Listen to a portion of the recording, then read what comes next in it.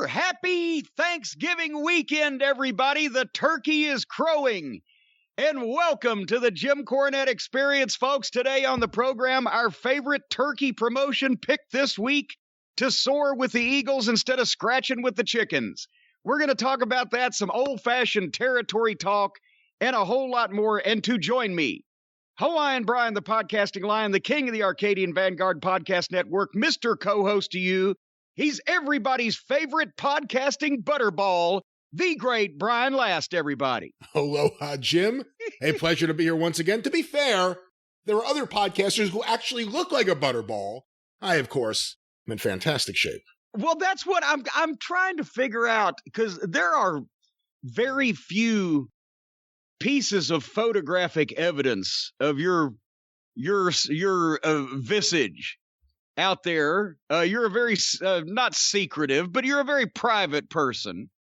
But I've seen you many times, not lately. But for some reason, whenever any of these dipshits on the internet want to blast you, they're like, well, Brian Last sits on his fat ass in his basement and blah, blah, blah. They're all convinced, and he just sounds like a fat guy. They're convinced that you're the second coming of Happy Humphrey. They're convinced that you're just an obese, bulbous, protrudinous type of person. It's true. I don't know. Come on now.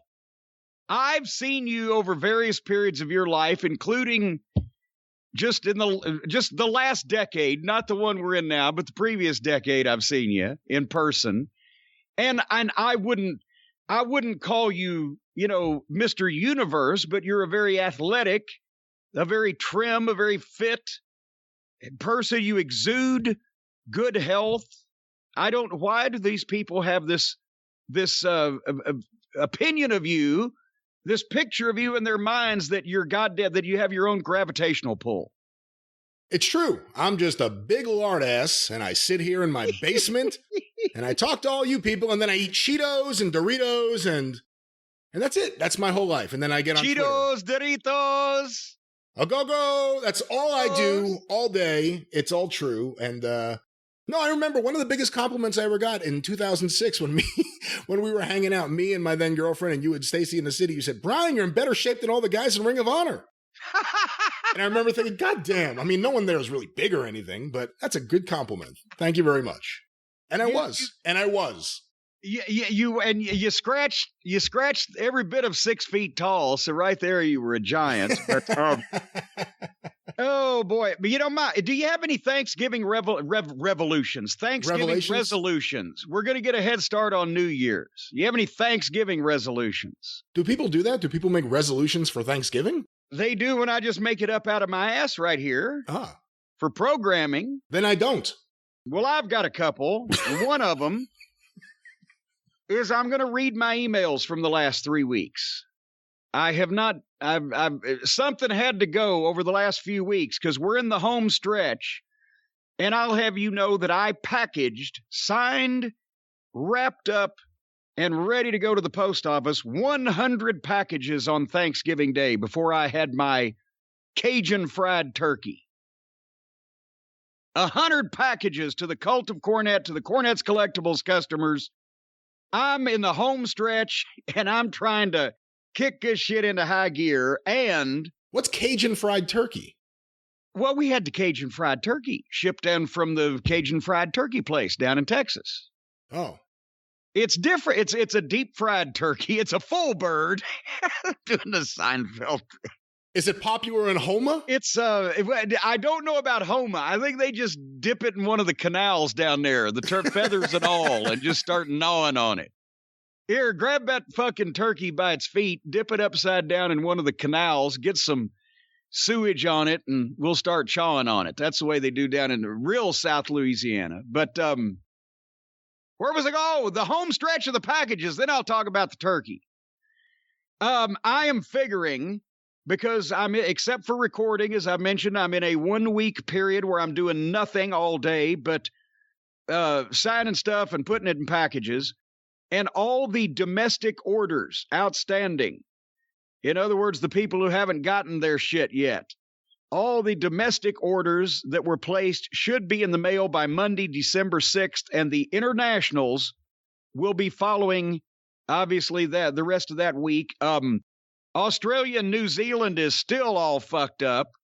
And we're hearing not only from their folks over there that's saying that their mail is backed up in various things, but also I'm still hearing that if I try to send something, the post office here, I've had 2 responses. Bree says they'll send it right back to me.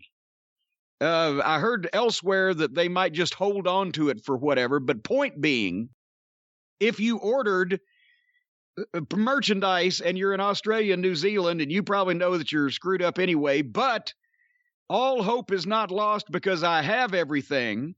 I'll either send it when I get the all clear, or if we do not get the all clear, I will be contacting those folks later on in the month of December to see if there's any backup plan. But everybody will be taken care of. So I personally service all of my customers. That's gross. And I'm getting serviced. Ew. Speaking of which, before we go into the turkey, I'll take this point to remind everybody, on Thanksgiving weekend, give thanks if you don't have Spectrum for your internet, cable, or telephone provider. I mentioned last week on the program, since they're incompetent, they don't know how their shit works, and they're stealing my money, that instead of trying to talk to one of their incompetent but friendly customer service representatives over the phone again, who'll kill you with kindness and then do absolutely nothing that they goddamn say they'll do, instead of trying to get my money back that they're stealing from me every month, I'm just going to remind everybody on every program that goes out to hundreds and hundreds and hundreds of thousands of people around the world, fuck Spectrum. They're crooks and thieves and liars. Don't use any of their services. But I'll tell you what, that Cajun fried turkey was good. Still, if we have some left, we're doing sandwiches. You don't crave a traditional Thanksgiving, just a turkey and, sweet potatoes with marshmallows on it and we had stuffing that. And had cranberry that. Sauce. And didn't have that. I've never had cranberry sauce in my life because I hate cranberries in any form. There are certain things I find that I hate in one form, but I find acceptable in other forms. Anything like that for you? In terms of food? No. Okay. No. Something is unacceptable, it's unacceptable. It can't be disguised, can't be mitigated, can't be dressed up. It's still a fucking bunch of medicine in the spoonful of sugar. And if something's bad, it's bad. But you've never had it, so you don't know if it's bad. No, I've had it enough to know it's bad. How much have you had it? Just once. No, it's bad. How many times have I got to get food poisoning to make you happy? Did you get food poisoning? No. So that doesn't even apply here. If I'm going to just sit and just wolf down a bunch of shit that I don't like until I puke just to prove to you that I don't like it, that's kind of egregious, isn't it? All right, so tell me about this turkey. Well, it's a full bird. See, I'm going to tell you about my bird. Now, normally, and we had all the things that you just mentioned, along with gravy. You didn't mention gravy. You didn't mention the brown and serve rolls. I don't think mashed potatoes was in the broccoli and cheese casserole. We had mashed potatoes also. Oh, you had mashed potatoes on the side with your fucking Chinese food or whatever. The kids requested, no, I wanted the sweet potatoes with the marshmallows. The one time a year I have that stupid thing. I want to have that. I can have mashed potatoes any day of the week. No, why have you got to insult all the people, and me being one of them, who like sweet potatoes and marshmallows, not just just once a year, but any old time that they might be set in front of you. And it's a stupid thing, and we're stupid. I didn't say that. You said that. You said those words. Did I say you're stupid? Thing. I didn't say you're stupid. Well, if I'm sitting there eating a stupid thing, I must be pretty fucking stupid. Not necessarily. See, you're playing semantics with the words. You could be a very intelligent person eating a stupid sandwich. It happens all the time. Semantics with the semantics. Is that what you're saying? That's what I'm saying. Regardless. Well, you had that. But I was talking about my bird. Yes, you were. I'll have you know that Stacy makes the best turkey from scratch. If you get the turkey at the store and you stuff the turkey and you baste the turkey and you season the turkey and you put the turkey and you bring the turkey out and then you put the roofie in the turkey and all that. She makes the roofie and the turkey. Well, I was doing Cosby, so I went into that. She makes the best turkey that I've ever had. She not only does she, it's still juicy and moist and tender, but one of the things that she does is halfway through, she flips it upside down.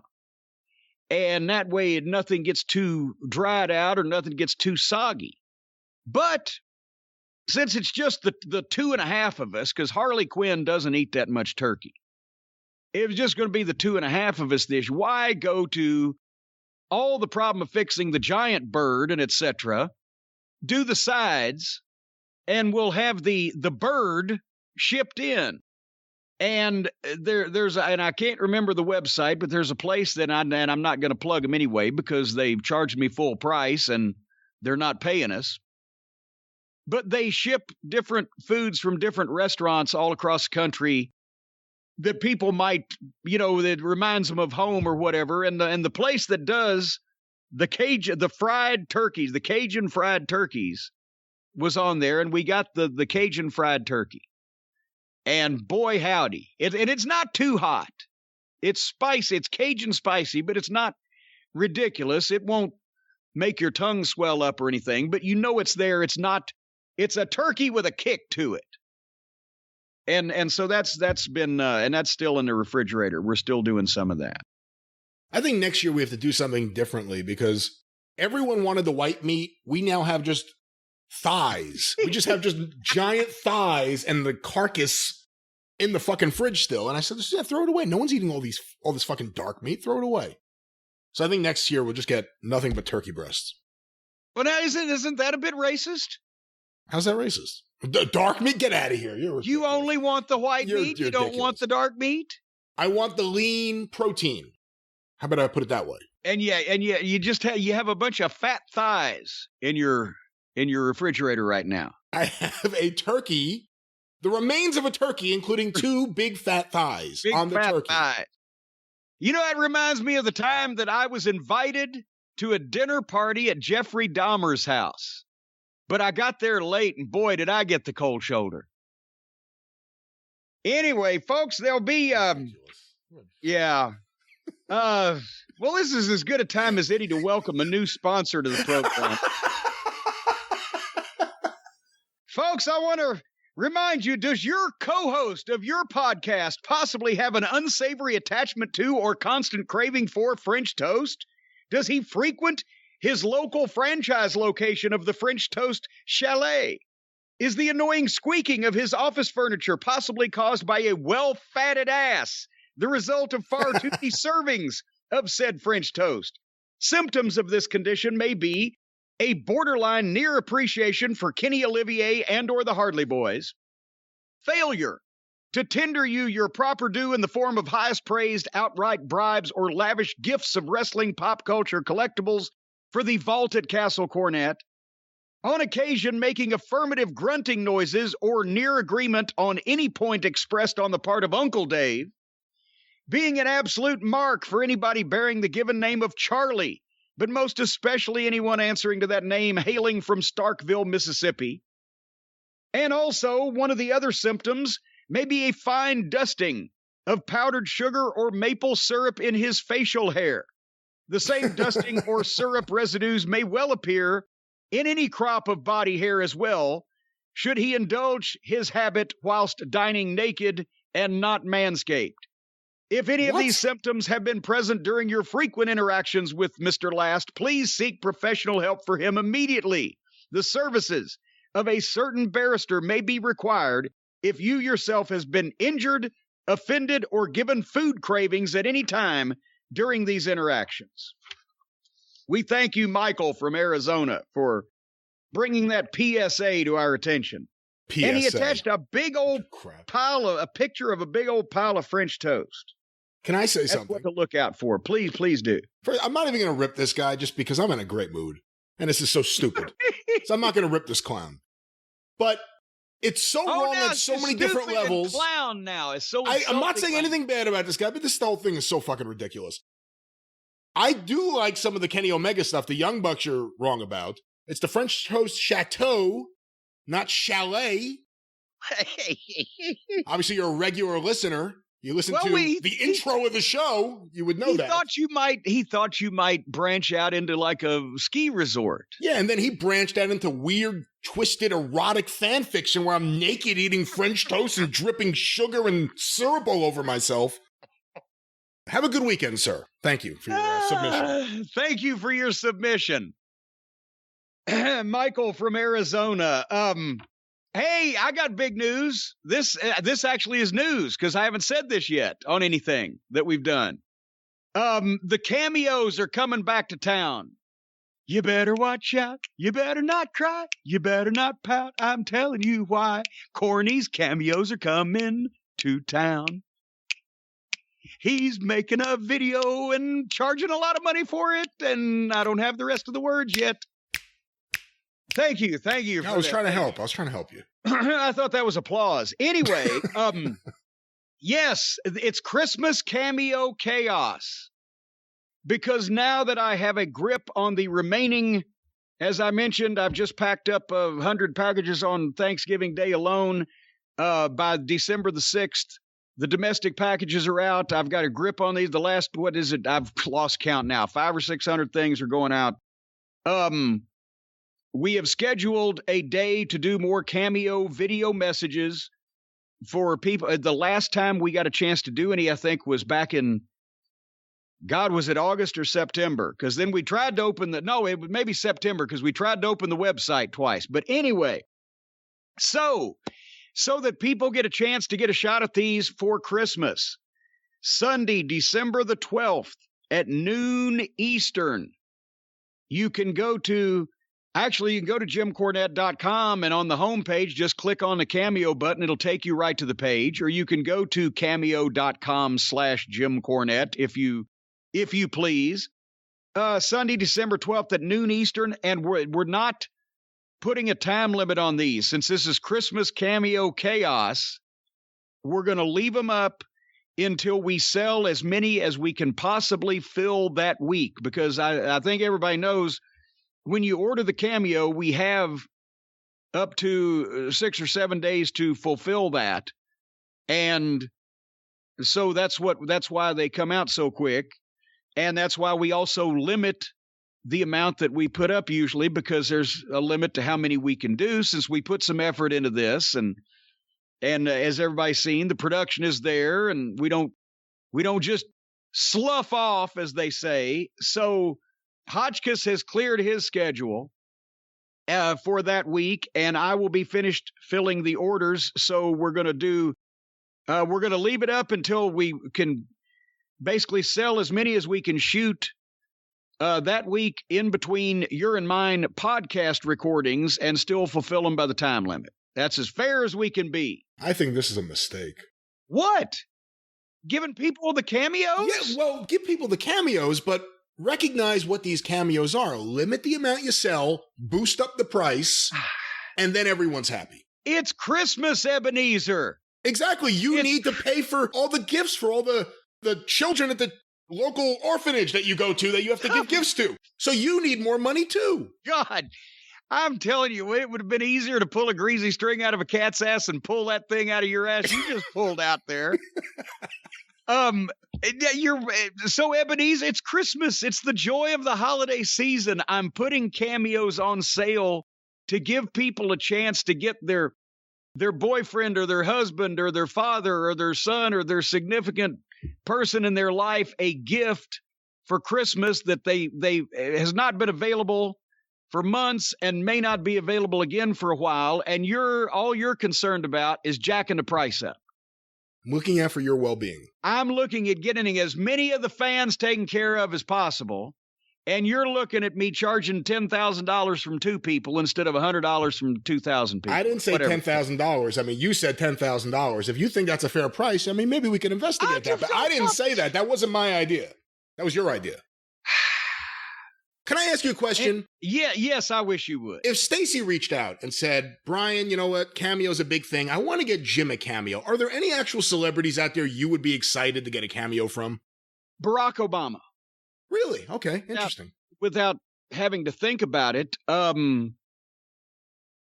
just because then he would recognize that I exist on the planet, and that would be cool for me. What are you, Roman Reigns? Recognize me, Obama. No, I mean, just he was the most important man in the world, and he's still up there. I'm sure he doesn't have time to fucking research my career or hang out and listen to the podcast, but I would like him to know that I'm around and I'm a big fan. I'm trying to think of somebody else that I would like a cameo from that is still alive.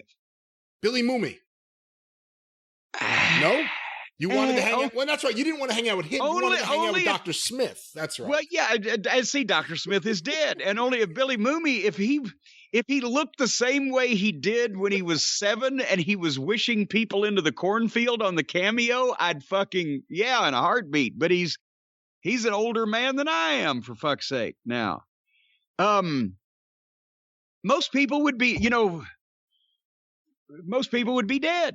Even in the wrestling business or the movie business or I get, the Eagles, except, poor Glenn. Oh boy. I would pay to hear you and Don Henley have a conversation. Oh my God. But the Stones, they're poor Charlie. Zeppelin, poor Bonham. There's a hole in. Died 40 years ago. Well, yeah, but I'm saying there's a hole in if you were talking about any major entertainment group, movie star, Boris Karloff. Now that would be cool. Hello, Jim.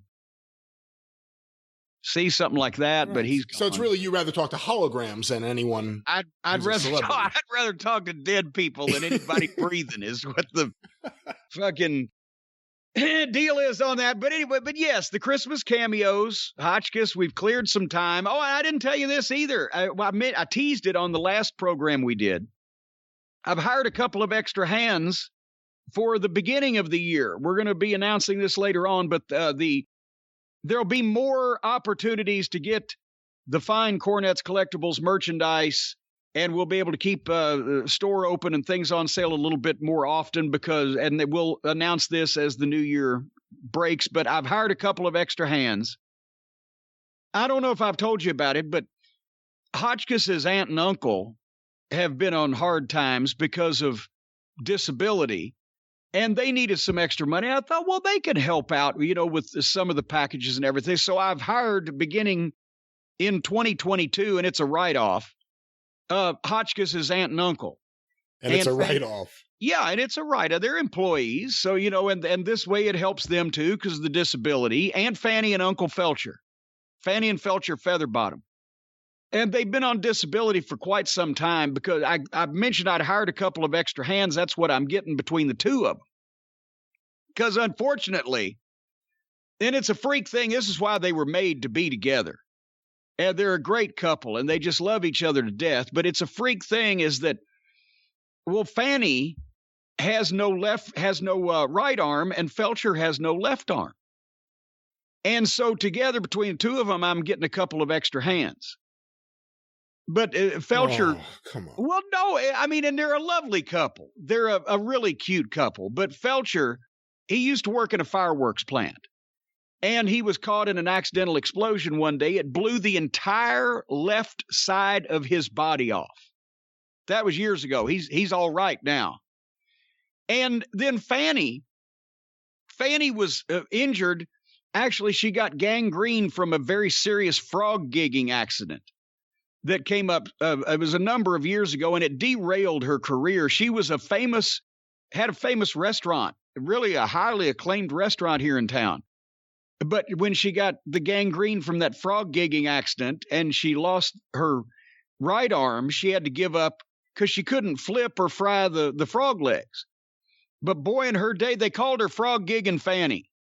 It was Aunt Fanny Featherbottom's famous fried frog legs was the name of the restaurant. It was a big sign, giant sign. But that all fell by the wayside. They were foreclosed on. And I'll tell you, it was a sad day, the foreclosure of Aunt Fanny Featherbottom's famous fried frog legs. They were fucked. But anyway, so they'll be on the payroll come 2022. Sounds like a good investment. Well, I'm trying to give people an opportunity for a second chance in life. Speaking of second chances, So apparently Seth Rollins's attacker was neither contrite nor suitably chastened by his trip to the Hoosgow, to the big house, to the station down in New York, of all places to go to jail. Did you see the video that he released? He was walking somewhere on the street. Maybe he was walking straight out of jail, but he did not seem contrite yet when he said that basically he was booked to do this by Vince McMahon and Goldberg. Wait, he really said that? I'm telling you, remember I said when we talked about it first thing, I said in the old days, it was regular people that hit the ring, regular guys that got caught up. They were already mad at the heel. They got caught up in whatever heat situation they saw, and alcohol was involved. As with this guy, I predicted there would be a mental component. Apparently, there is a mental component. Either that or the component is that there's not enough mental there.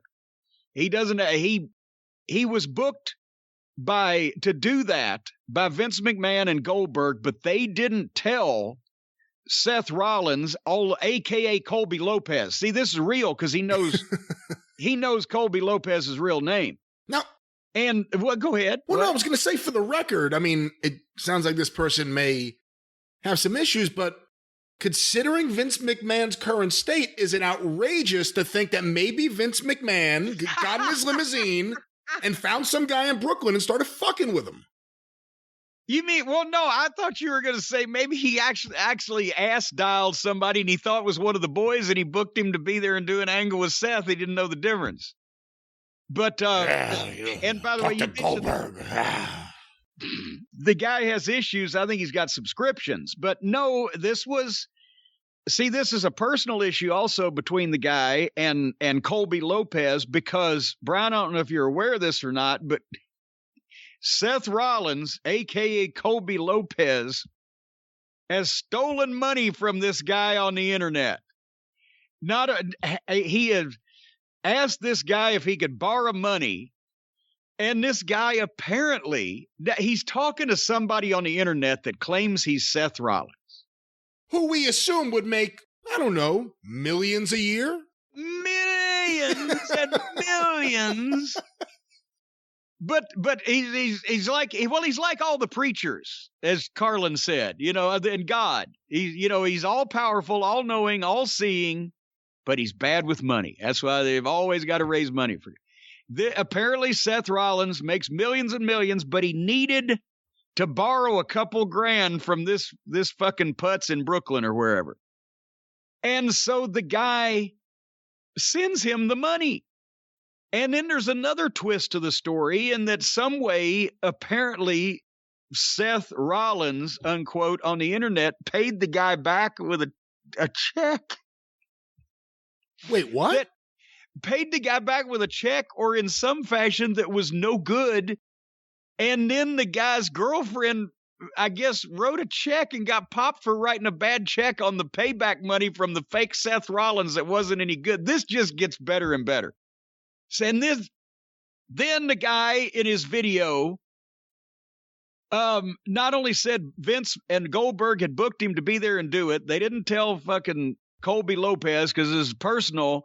But the guy also did it for Roman Reigns, Rikishi, The Rock, and everybody else in the family, because he's a member of the bloodline or he's supporting the bloodline.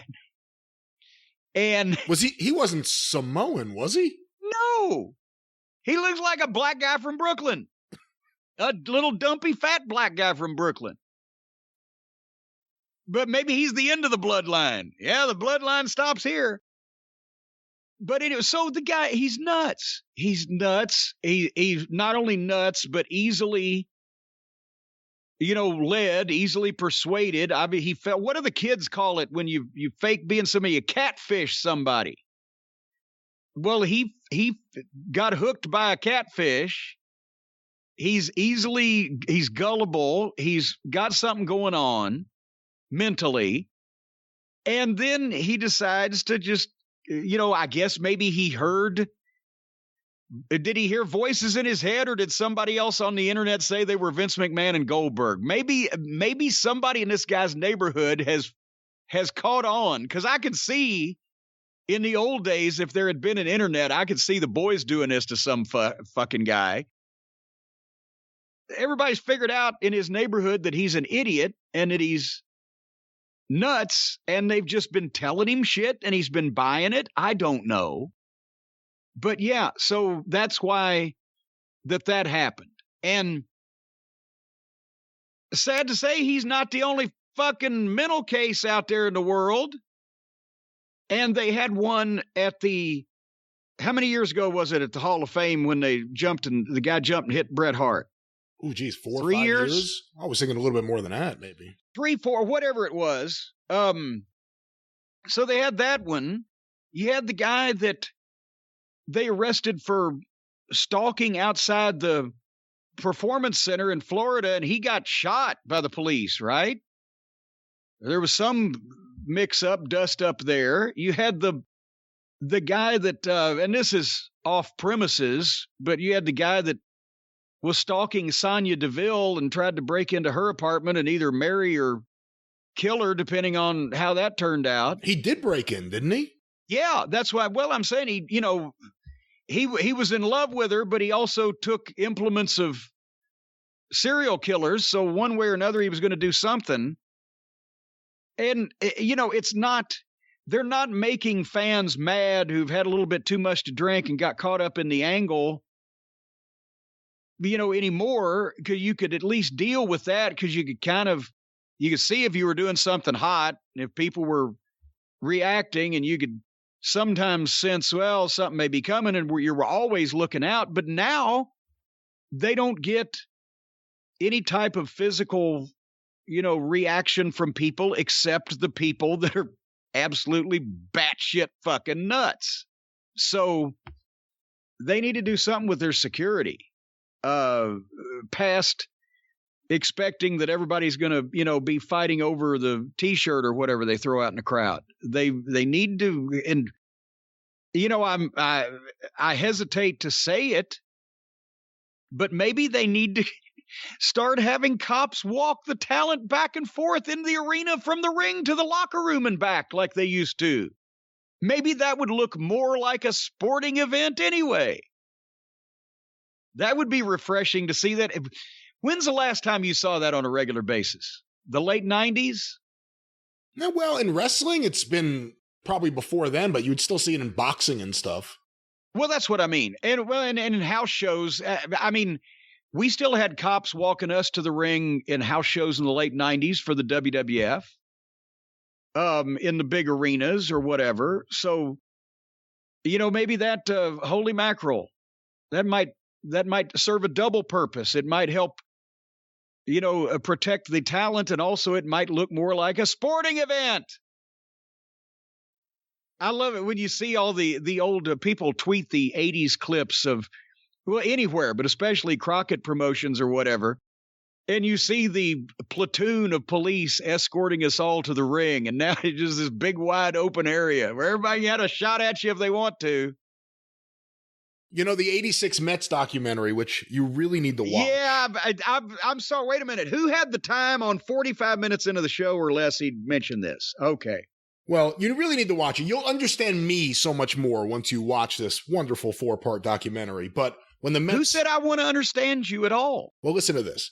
When the Mets clinched the division in September of 86, as soon as the ball left Wally Backman, the second baseman's hand, the fans started swarming the field. So by the time Keith Hernandez caught it, thousands of people were on the field, and they destroyed the field. They ripped up the grass. They tore home plate out of the ground.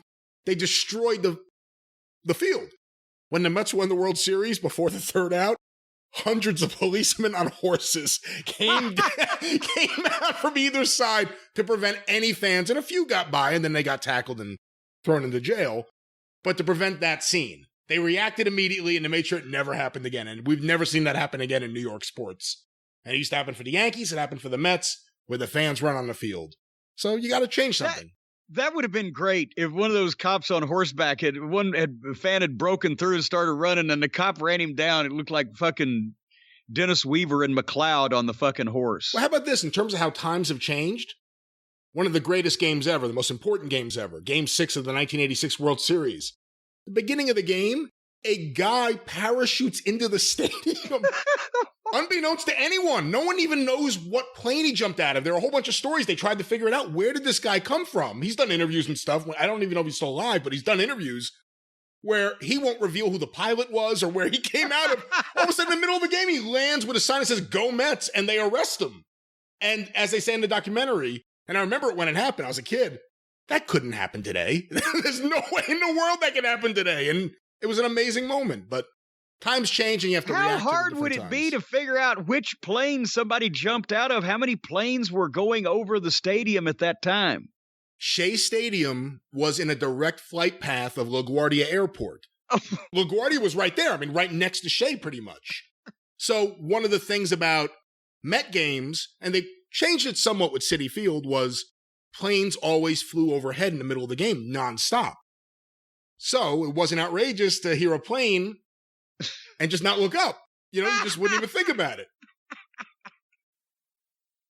And then suddenly the guy shows up. And then suddenly, all of a sudden, in the middle of the game, he just lands on the field. It's one of the great moments. Again, you really need to watch this documentary. And do you know who was at the game that time?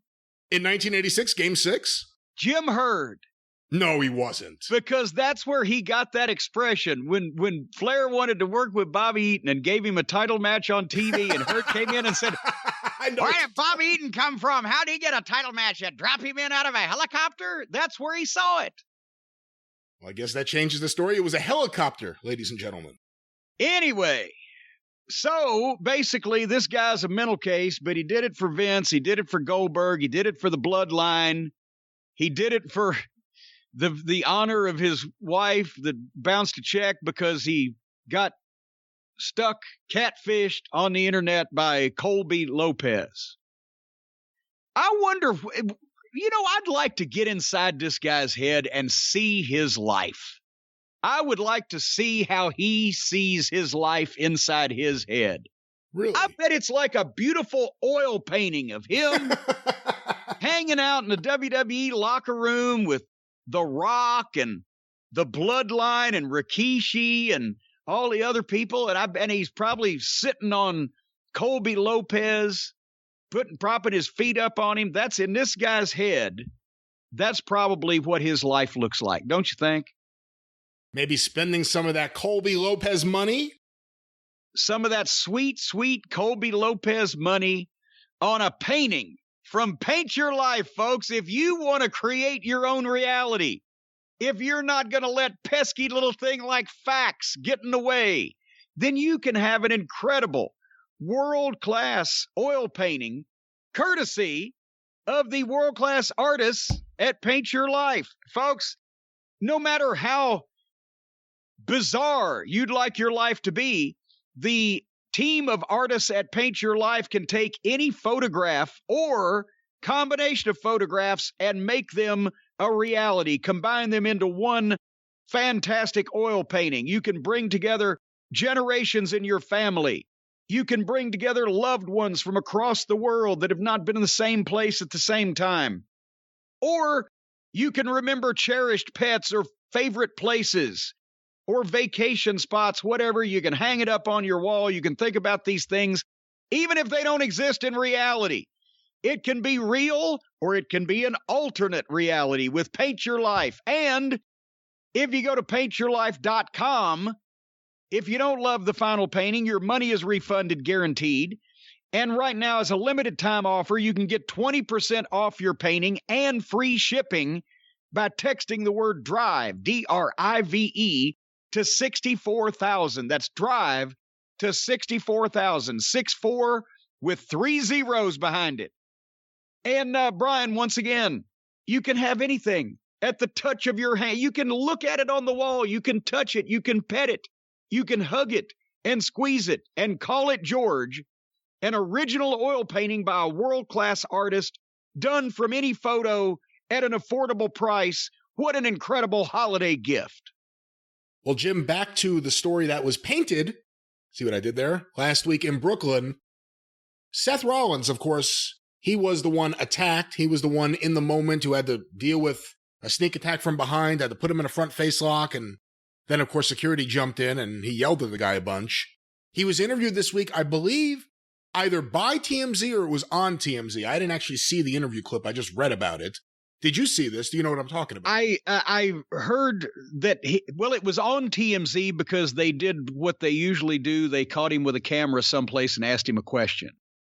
It's just, I can't believe that show has a budget because all they do is just send people out with their phones to ask people questions at airports. But yes, I did. And here, I defended Seth on the chart. Everybody was making mockery of, the guy took him down, and Chavo Guerrero jumped in and said, remember when the wrestlers were tougher than the fans? He didn't see the guy coming. He wasn't looking for the guy. He was back in the protected area, supposedly, and was about to turn around and fucking do his glory shot after his heel angle, and suddenly, boom, here this guy. So I defended him for that because you couldn't have seen something like that coming. And then when all the referees piled on, as we mentioned also, they're both telling him get away because of legal ramifications, and then it becomes a dog pile and you can't do anything. But he didn't do himself any favors by the way that he described the attack. Do you have the quote there, or should we just paraphrase? I have the article from TMZ here. I just pulled it up. WWE Seth Rollins, fan attack was terrifying. Keep him from WWE, I guess referring to the crazy fan. WWE superstar Seth Rollins is opening up about the out-of-control fan who speared him during a taping of Raw, saying he was shocked and terrified and believes the attacker should be banned, at least for now. What? Wait a minute, for now? Is this like a timeout? I don't understand that. Or is he being sent to detention for 2 weeks? Or what is the ban him for now? The 35-year-old wrestler just touched down in Los Angeles less than 24 hours after he was on the receiving end of the attempted assault. And he admitted he was shook by the whole thing. Quote, "It's terrifying, brother," Rollins said, providing a play-by-play of the incident. "It happened very quickly. I was mostly just reaching and hoping that our security would come and do their job." Good point, by the way. Yeah. Which they did very quickly. Bad point, by the way. Wait a minute, what? It was referees for the first 45 seconds and then a guy with a headset. Go ahead. And then was just trying to detach and move on. Hope that everybody is okay. Hope that everybody's okay. The bomb didn't go off. Everybody's obviously okay, including the fucking guy who apparently, as we mentioned, is lacking remorse in the incident. After the attack, there was confusion about whether the whole melee was part of the show, something Rollins shot down, saying, quote, "Once the tackle happened, I knew what was going on. The guy was barreling around the corner." Luckily, Seth says he was not injured during the attack. Quote, No serious injuries, nothing like that. I was safe. We were safe. Everything was okay. Nothing to see here, folks. Everything is fine. As we previously reported. Well, wait a minute. A paragraph ago, it was terrifying. Now it's everybody's safe. Nothing to see here. Move along. As we previously reported, we being TMZ, the 24-year-old fan has been hit with 2 charges in New York City, but Rollins was tight-lipped on whether he wants the guy to be punished criminally. However, Seth is sure he doesn't want to see the fan sitting ringside at a WWE event anytime soon. And the final quote here, "I think, as a precedent, he probably should not be allowed at the event." I don't know why that cracks me up. I think we need to make a point and just not allow him to sit ringside anymore. I think, hey, here's the thing. That cannibalism shit that Dahmer fellow was doing, we shouldn't let him in any of the better restaurants anymore. And so here's obviously the headline, the word in big print was terrifying, because that's what made it a news thing. That didn't do Seth any favors, because now, in addition to getting taken down in public, he said it was terrifying. I think one of the fans I think it was on Twitter, or somebody said it best. Even if he was scared, as a big pro wrestler and or as a man, do you want to admit that to the world? Or couldn't he have said something like, hey, there's no excuse for this kind of stuff, and he better be thankful to his lucky stars that I never saw him coming, but as soon as I got my hands on him, I would have ripped him limb from limb, except the security had taken over and I didn't want to go to court for this fucking clown. And that's what's going to happen to anybody that does this again. I'm just happy everyone is safe. We're all safe. Everyone's okay. I think don't let him sit ringside for now, and we'll see what happens. But again, now you've planted in somebody else's mind. Oh, he was terrified. Well, I could terrify somebody like that. And again, it always used to be, whenever anybody would come out on the wrong end of something with a fan for any reason, that the boys would blister them in the locker room. Of course, that time that I've mentioned in Biloxi, when that big 350-pound farm boy got on Bobby. Bobby got him in a front face lock, and a guy just stood up under Bobby, and Bobby's feet were in the air, and he wiped out a few sections of ringside with Bobby. Bobby wouldn't let go, and finally the cops got there, and everybody got wrestled apart. And Dennis unmercifully blistered Bobby in the car after that. 'Cause, it's funny after you realize that everybody's still alive and nobody got knifed. And same thing with me, where they ribbed me with the assault and battery on a police officer after everybody figured out, oh, it's okay. I've mentioned some really terrifying times, many of them in Tulsa, but in various points in my career. At the time, I wasn't laughing. And you always do. The adrenaline kicks in, and even if they're pulling you apart or you're getting out, I want that fucking guy. I want the guy that started the whole thing or whatever. Seth was cutting a promo on him. But I don't know that afterwards, since you're going to be getting enough ribbon from the boys and now from some of the fans, that you should come out and say, it was terrifying. It would have been terrifying if you were in the middle of the crowd with police around you with nightsticks fighting for your life, and a bunch of people were trying to attack and shit was flying everywhere, and oh shit, that's terrifying. But this was a goddamn skirmish that he probably should have cut a little heel promo on, just to fucking deflect and get out of it. But terrifying gave them a nice word for a headline, so they went with that. So now the wrestlers are terrified of the 5'4", 180-pound fans that jump at them from behind a railing because nobody's watching. Oh, and somebody did actually tweet me and said that they were there in the building at the taping, and that's exactly what the guy did. He hopped over at the far end where that open area met the bleacher seats in the dark, where they've got equipment and nobody's supposed to be and nobody's looking. And then he ran around into the light. And that's what happened. So they need to put somebody on the corners. Notice what Seth Rollins didn't say.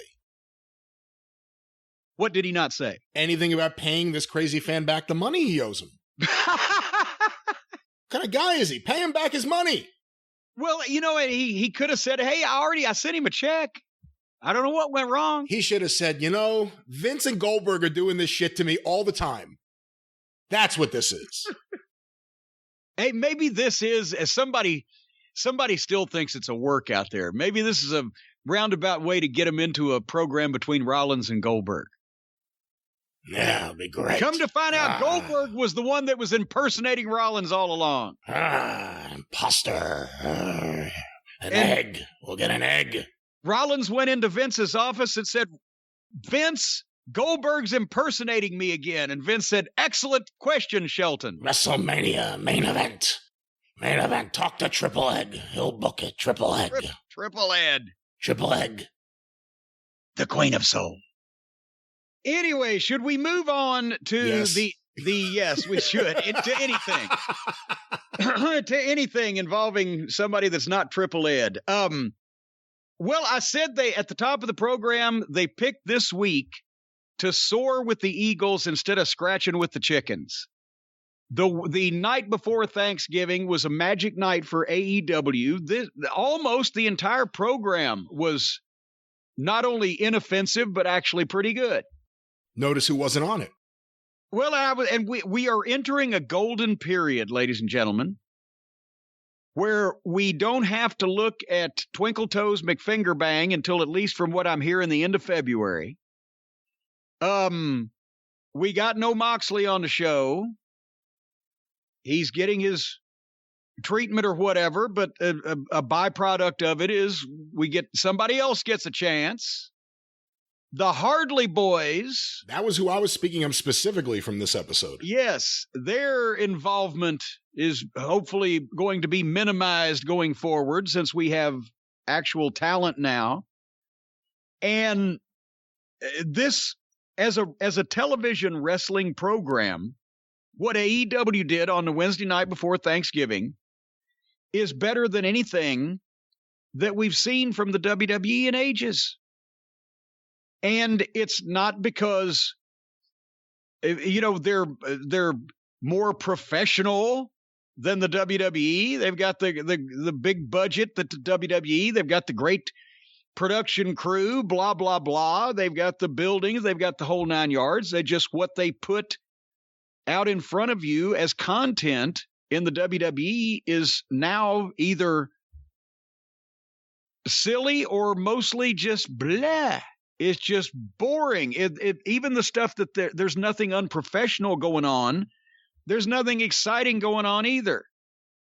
But when AEW puts the people that they've got that can perform in one fashion or another out there and lets them do it, and they shoot it like a wrestling show, it almost looks like a wrestling show. Imagine that. And I guess this is going to be JR's last show for a month. He's going to have to do 20-something radiation treatments for his skin cancer over the course of the next month, which means pretty much every day almost. So he's going to have to take some time off. And I think I saw something where Tony Khan tweeted that he'd be back, or he hoped he'd be back on their New Year's Eve week show from Florida. So good luck, JR, with the treatments, and I hope that goes well. And we'll see. Just taking someone out of that booth couldn't hurt, since there's more announcers than, in some cases, some wrestling companies have wrestlers on the roster. They've got more announcers. So just taking somebody out for a while might help a little bit. I agree, and it should be Shivani, and let's all wish JR get well soon, and I'm sure he'll be back hopefully very soon on AEW TV. And somebody said, well, why does Cornette still not like excrement, since he's the only one that really is excited to call what he's watching? And if he'd take the fucking mask off and become a real human being and not look like an embarrassing outlaw prick, then it would be a whole lot easier to take. But since that's never going to happen because he still has to remind everybody that he once masqueraded as a professional wrestler, it won't happen. They should go the other way and have all the other announcers start wearing masks. Completely takes any of the importance away from it. Hey, in the first year of this program, I'm surprised that JR didn't fucking just don a mask on some of the... So at least his face wouldn't be on the thing. But anyway, Wednesday night, the night before Thanksgiving, they're in Chicago, Illinois. Where do you gotta start? Where do you gotta start, Brian? I'm not gonna sing it. Like Mussolini and extra cheese. Pickles, onions, if you please. Put it on the bun, the mayo there. I'll eat it in my underwear. Oh, come on, enough. I'm the cult of meat with extra cheese. The cult of meat with extra cheese. The cult of meat with extra cheese. Now with tomato. Oh, I didn't expect that. How? There comes Punk. And I'm thinking, okay, they're leading with Punk and QT Marshall. Punk's a safe shot in Chicago every time, but suddenly the music of MJF, not QT Marshall. And I'm saying, well, it's Christmas come early. And by the time he gets to the ring, he doesn't even, the people are ready to hear this. They've wanted to hear this just like everybody else has, because Punk's noted for his promos, MJF's noted for his promos, and also they're two of the most interesting personalities in the company. And MJF, before he barely even had to speak, they had the asshole chance, the CM Punk chance, the shut the fuck up chance.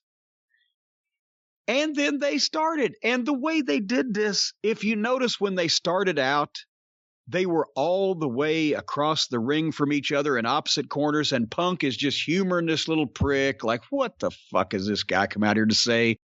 And let him say it.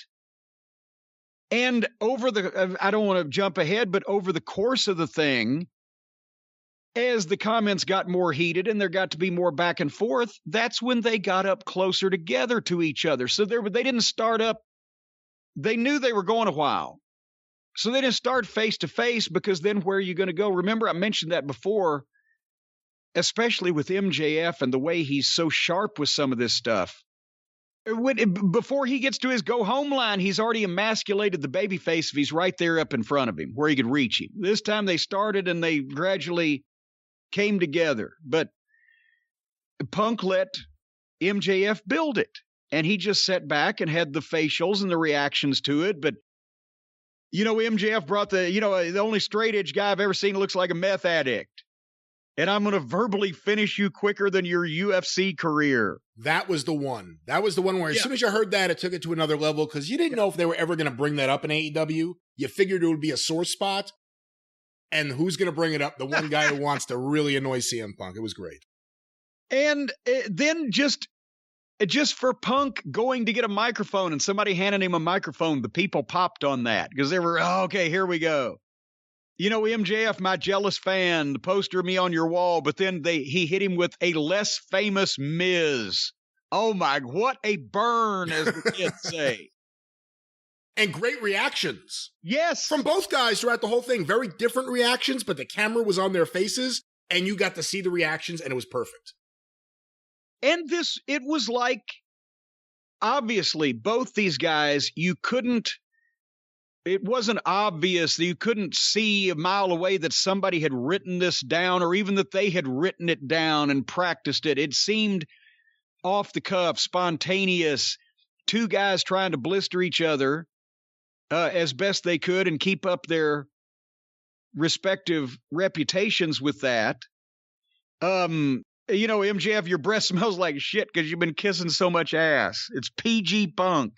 And then he starts comparing him to John Cena. But I did think that it was, ironic, funny, preposterous, whatever, that in front of this crowd, being compared to the biggest star that the wrestling business has made in the last 15 years is bad.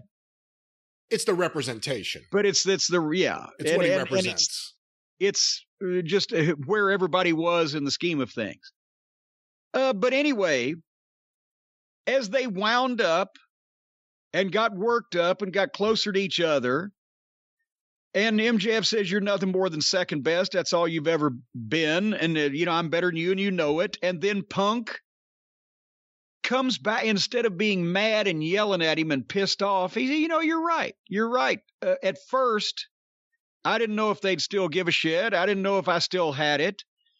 I might have been a little bit, I'm not scared anymore, and I'm not unsure anymore, whatever, and I'm not scared of you. And I'll let you make the New York Times again, this time in the obituaries. And then he told him off and escalated it again. Replaced as one of the four pillars by Britt Baker. And then the only way that you'll ever be number one is if Tony has a daughter and you marry her. And I even saw somebody complaining that they spent too much time talking about the other company. I saw a lot of that. And I think in a lot of cases in wrestling, it's a real thing. Like an Impact. Don't talk about WWE. It makes you look small. But that wasn't what this was. No. These guys didn't ignore the obvious, the things that everyone in that audience knew about. And by bringing all that stuff up, it made it all seem more real. Yeah. You believed what they were saying. These are things you may not necessarily think you would ever hear on a wrestling show, which is why you got some of those reactions. I think anyone who had a problem with them talking about, I mean, they didn't just go out there and yell WWF, WWE, excuse me. But they referenced things that everyone knows about. It made perfect sense. Yes. And they reference a place that he's been, and they referenced a fucking... all those fans know what's going on, and they know the relationships, and they know the track records, and it was good stuff. And like you said, it made it seem real. And then after if you marry Tony's daughter, that's, well, here now, the laundry starts coming off, and Punk offered to punch MJF in his needle dick. And so they start doing here comes the scarf, and here comes the jacket, and here comes the blah, blah, blah. And then MJF rolls out and takes off like a heel. Fuck. We ain't going to get to see it now, but we want to see it.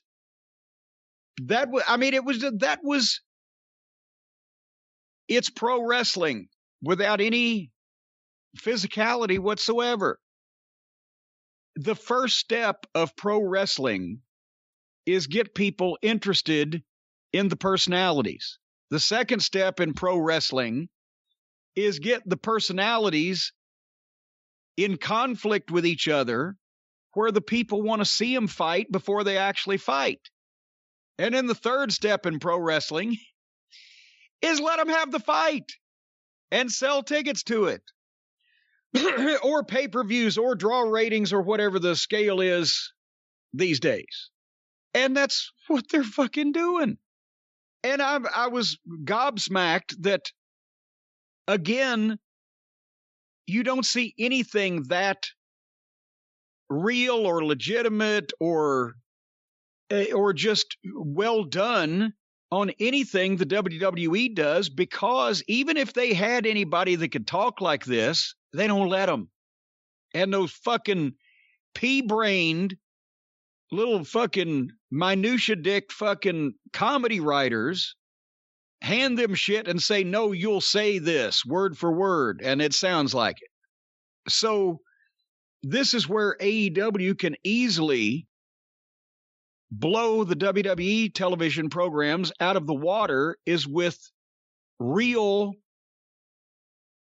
interesting promos, because it's the only place that guys are allowed to do them. And honestly, how many places have guys that can talk like MJF and Punk? So there you have that. I can't rave enough about this segment. I watched it more than once. I tweeted it out. I never tweet out AEW shit. I tweeted this out because you know what? Because you're on the payroll. Because I'm on the payroll. Tony, I need a raise. But, I tweeted it out because it represents what I want out of wrestling in 2021. We can't go backwards. I don't ever want to go backwards. Everyone's like, go back to 1985. I don't want to go to 1985. I want to live now. But there are things you can apply that worked in 1985 that you shouldn't just reject because they're from 1985. What I like about this is it's diametrically opposed to a Young Bucks segment, where I think even if you like them, you have to admit there's goofiness, there's silliness, beyond a natural goofiness and silliness. There are wrestlers. Jim Duggan was naturally goofy on promos in Mid-South. I'm not talking about WWF Jim Duggan. But the Young Bucks stuff, and I'm using them to encapsulate a lot of the bad shit, the Orange Cassidy stuff, the Matt Hardy stuff, a lot of this crap that I think doesn't belong on a national broadcast in 2021, it makes me embarrassed to be a wrestling fan, and it makes me not like what I'm watching. But when I see stuff like this, when I see stuff like Danielson right now, stuff that treats it like it's real, stuff that doesn't insult your intelligence, stuff that's logical, that makes sense, that doesn't seem ridiculous, this is my argument for what wrestling should be right now. This stuff right here, that's captivating, that goes 20 minutes, and you can't fucking turn away from it. I couldn't leave the room. I was getting called downstairs. Said, I'll be down in a few minutes.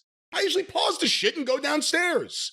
Well, and part of that was because Suzanne forgot to leave you the keys to the handcuffs. Well, maybe so.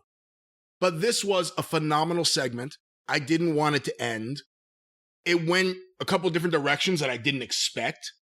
And this is 2 weeks in a row now where I can't wait to see what's going to happen next with these two. Nothing physical. Right now, it's just mocking each other and getting under each other's skin. Draw this out. We said last time, don't rush it. You got something special here. You got the biggest star in that company. I would argue the biggest star in the entire wrestling business right now. Versus the next biggest star in AEW, quite frankly.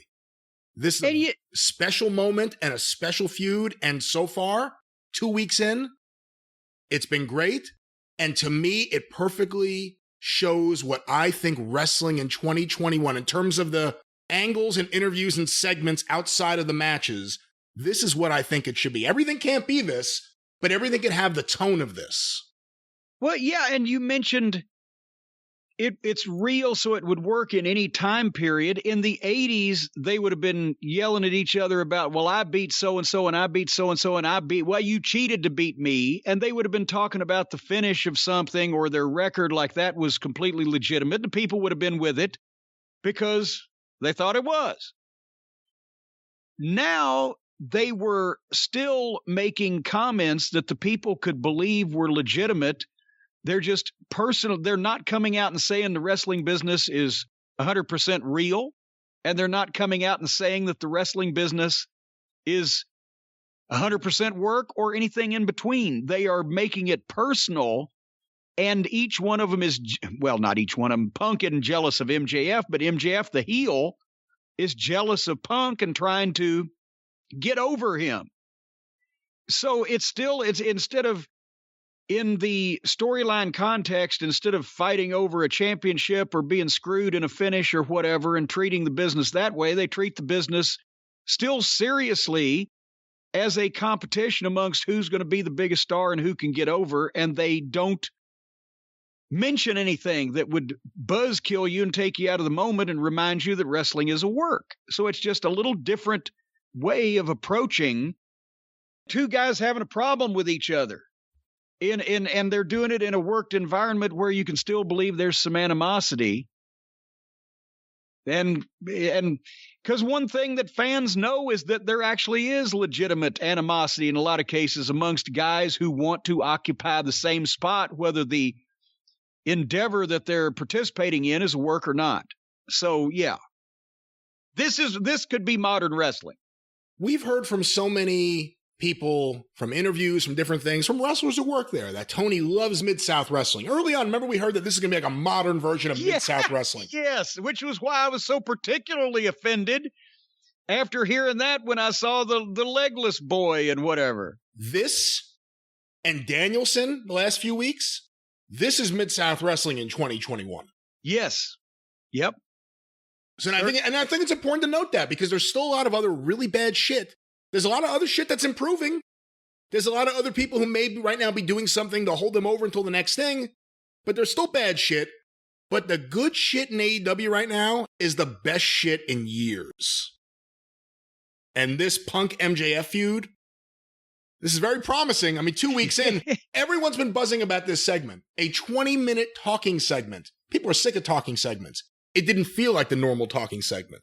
No, as a matter of fact, and we're not over with Punk's business yet, but when I speed searched through the commercial, which that's really the only time I used the speed search this week, when I went through the commercial and came back, that's when I realized, my God, we're almost half an hour into this show and it's flown by. And then they had the Punk. Go ahead. Well, I was going to say, and this goes into the next thing, but what I was going to say is, it's really an interesting dynamic right now, because AEW, Tony Khan's from Illinois, and they go to Chicago a lot. And it creates a really cool dynamic you don't get anymore in wrestling, because everything's a national touring company. You get a home field advantage for Punk. You got a local audience cheering a local guy multiple times a year on national TV. We haven't had that in a while. You know, I mean, I know it sounds like a silly thing, but we never get that. We never get a hometown flavor on a national wrestling show, and we're getting it all the time now with Punk in Chicago. It's kind of cool. And if the WWE guys do happen to visit their hometown, if anybody knows that they're from that town, they generally get bent over and pissed on and have mud slung in their faces. Kiss my egg. Egg. Gobbledygook. Anyway, so then Punk had his match. And now, like I said, we were 20 minutes in. We went to the break. We come back. There's Punk in the ring, and he's against QT Marshall with Solo and Comoroto. And they had exactly the match they should have. Maybe a little bit long, but they had to go through a break. I understand formatting, but Punk gets pops on scoop slams now. Just because because he's smart enough to have built it up to be a thing. And the Stooges interfered and it got kicked out of ringside. And at one point, right before they went to the break, Punk gave QT a beautiful shoot off so he could take his upside down bump into the turnbuckle. And QT does that well, he does it better than Michaels because it doesn't look like a guy doing a smooth, controlled flip up and then back to his feet. It looks like Ray Stevens when he got flung into the fucking turnbuckle and went upside down. So QT does that well, but did you notice Punk actually grabbed his arm, pulled him, put some oomph behind it, shoved him on the way by, and fucking went down with his momentum to get the guy to go upside down. Just a little fucking thing. Yeah. Anyway, so then on the other side of the break, QT got some heat, and then Punk finally hit him with a kick, knocked him goofy, made a comeback, hit the elbow drop off the top, called for the go to sleep, hit the go to sleep, and covered him 1, 2, 3. Serious match. Good win for Punk. Exactly what the finish should have been. No ifs, ands, or buts. There was no jump start. There was no afterbirth. This was what was supposed to happen. And it was perfect. And now we're 35 minutes into the show plus, and I still haven't fast forwarded anything. And every match does not have to be the main event at Starrcade. And apparently, again, the only one maybe who realizes this is CM Punk. He went out and he got a win in his hometown and on national television after doing a brilliant promo and looked like a wrestling show. I don't know what else you can ask.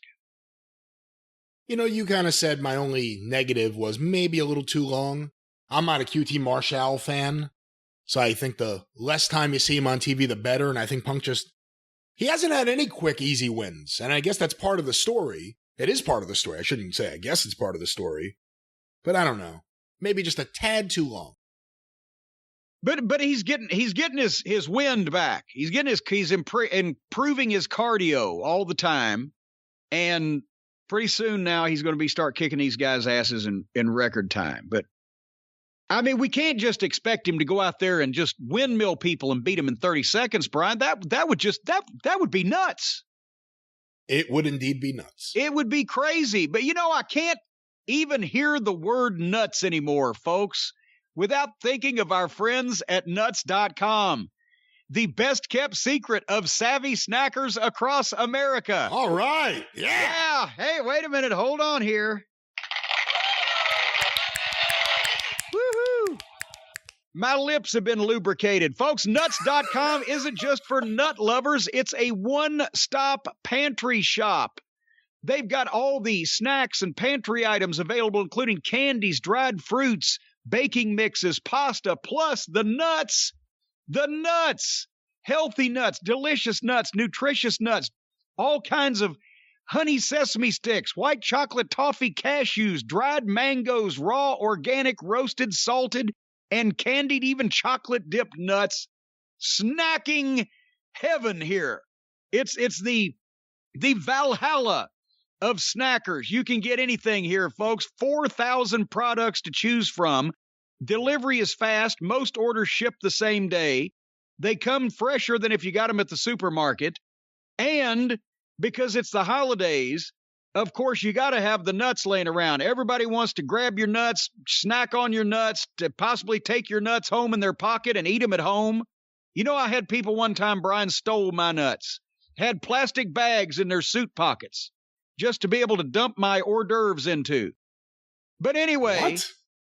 That's right, plastic bags in a pocket. It comes in handy for soup. NewNuts.com customers get 10% off your first order when you text EXPERIENCE. The word experience. Can you spell it? I will. EXPERIENCE to 64,000. That is 64 with 3 zeros behind it. 64,000. Text the word experience, and NewNuts.com customers will get 10% off their very first order. Terms apply. Available at nuts.com/terms. But I'll tell you what, these things are good, and the white chocolate toffee cashews, as we know, are superior, but you like the chocolate gummy bears. There's stuff for kids. There's stuff for old people. If you're so old you don't even have any teeth left, you don't have to eat the nuts. Eat the gummy bears. That way you can gum them. The fresh rainbow sprinkles for ice cream. You never think about the idea that sprinkles are once fresh when you buy them in a store, but these are amazing. Yes. And the biggest problem I have with nuts.com is that people, listeners of the show, keep tweeting out pictures of their nuts.com arriving, and then I see that, I go, man, I'm hungry, and I order more. Every time. We just got a box. Just Harley alerted us the other day. She started barking like crazy. She saw the nuts.com box, the packaging. It comes with the nuts.com logo, and she went, even Harley knows that when nuts.com arrives, shit's on. All right, well, the shit was on, of course, talking about AEW Dynamite this past Wednesday night. Well, and as a matter of fact, we go right from the nuts.com spot to catering at AEW, where there was Eddie Kingston sitting there eating a piece of cake. Or he was trying to eat a piece of cake when suddenly here comes Daniel Garcia and 2.0. They are everywhere, and they interrupt everybody. And they sit down at Eddie Kingston's table and start harassing him and telling him what's wrong with him. And they say, you know what, Eddie, you're just not hungry anymore. And he says, I want this cake.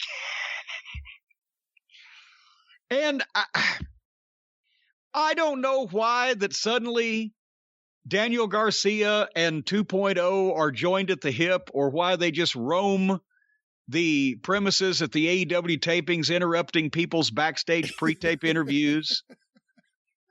I don't know, but this was kind of entertaining. And then they threw hot coffee in his face, and then a bunch of people ran in and kept didn't pull them apart, because Kingston was trying to kick their ass, and they left, and they were trying to hold Kingston back. At least that was a legitimate reaction to something that might happen in the middle of fucking catering. How would they have gotten by with having a physical assault in the middle of catering and oh, nobody's here to help? So they did that. That looked good. Jim Ross remarked, where's Tony Gurria when you need him? And anybody who worked for the WWE between 25 and 35 years ago died laughing. Because for a variety of reasons, number one, Tony was sometimes called on to be in pull-aparts, but number two, most of the time you could find Tony in catering. What were your thoughts on, did Eddie ever get to eat that piece of cake? I don't know. I mean, at first I thought it was a little too cute. Last week he said he was going to catering. This week he's in catering for the promo. But I get such a kick. He eats a lot. I get such a kick out of 2.0 with Daniel Garcia. I mean, he's just like a serious young wrestler. They're just this weird Canadian nasty boy. I was about to say, the illegitimate sons of Knobs and Sag. I find them really entertaining, and I think if you're going to use guys in this kind of role, I'd rather it be them than the Matt Hardy group. There you go. And we said it seems like Tony kind of shuffles one undercard heel group on for a few weeks, and they're on nonstop, and then he shuffles another one off. Let's hope them being on the show all of a sudden, again, nonstop, means that maybe the Hardy family will be shuffled off for a little while. I don't know. It doesn't look like we're shuffling the best friends anywhere, and those, I'd rather even look at the Hardys than the best friends. I think if we just keep them all in one segment, that's the wonderful bathroom break segment. Well, anyway, speaking of being full of piss and vinegar, here comes the Gun Club. Colton and Billy Gunn. Now, what's the other son's name? Oh, Austin? I forgot. Austin, that's right. That's what Austin? It was. Yeah. Okay, Austin is not competing in this. He's at ringside, and they faced the team of Bear Country. From where were they from New York? Do they even have bears in New York? They were announced from New York State. Yeah, in New York State we do, not in New York City, obviously. Well, no, in New York City, you got other kinds of animals. And some rats big as bears. But anyway, I got to admit, I didn't fast forward this program, but I zoned out on the match because what the fuck, it's Bear Country. This was, obviously, they have a plan to do something with Billy and his son, depending on whether the other one's ready to wrestle or whatever the case. But this was just to get them out there and get a win and then get some interaction going on with Sting and Darby Allin. So, obviously the Guns won the match and a nice win. That was the proper result. And then Sting comes out the entranceway and he's kind of in the aisleway. And Austin, the other gun son, the other son of a gun, says, "I'll get him, Dad." And he goes after him. And as he's running up towards Sting, Darby Allin, like the guy in the Barclays Center that took Seth Rollins down, only faster, he came out of nowhere, and it wasn't a dive. Darby Allin doesn't do dives, and thank God for that. He just launches himself like a missile and just body blocked the fuck out of old Austin Gunn. And now Darby and Sting go to the ring and the other two Guns bail out. So apparently this is still going to continue. And I'm not minding it. And Billy is so professional. He had that match with Darby Allin that we loved on the other show that we just talked about Rampage. A few days ago. Rampage. Because he did it exactly as he should and got Darby over exactly like he should and didn't try to insult anybody's intelligence that he's going to be out there taking bumps for a guy that's 100 pounds lighter and a foot shorter. So if Billy's in there to control this and we get a little Billy and Sting, that might be interesting, but I'd like to maybe see the two kids as the team.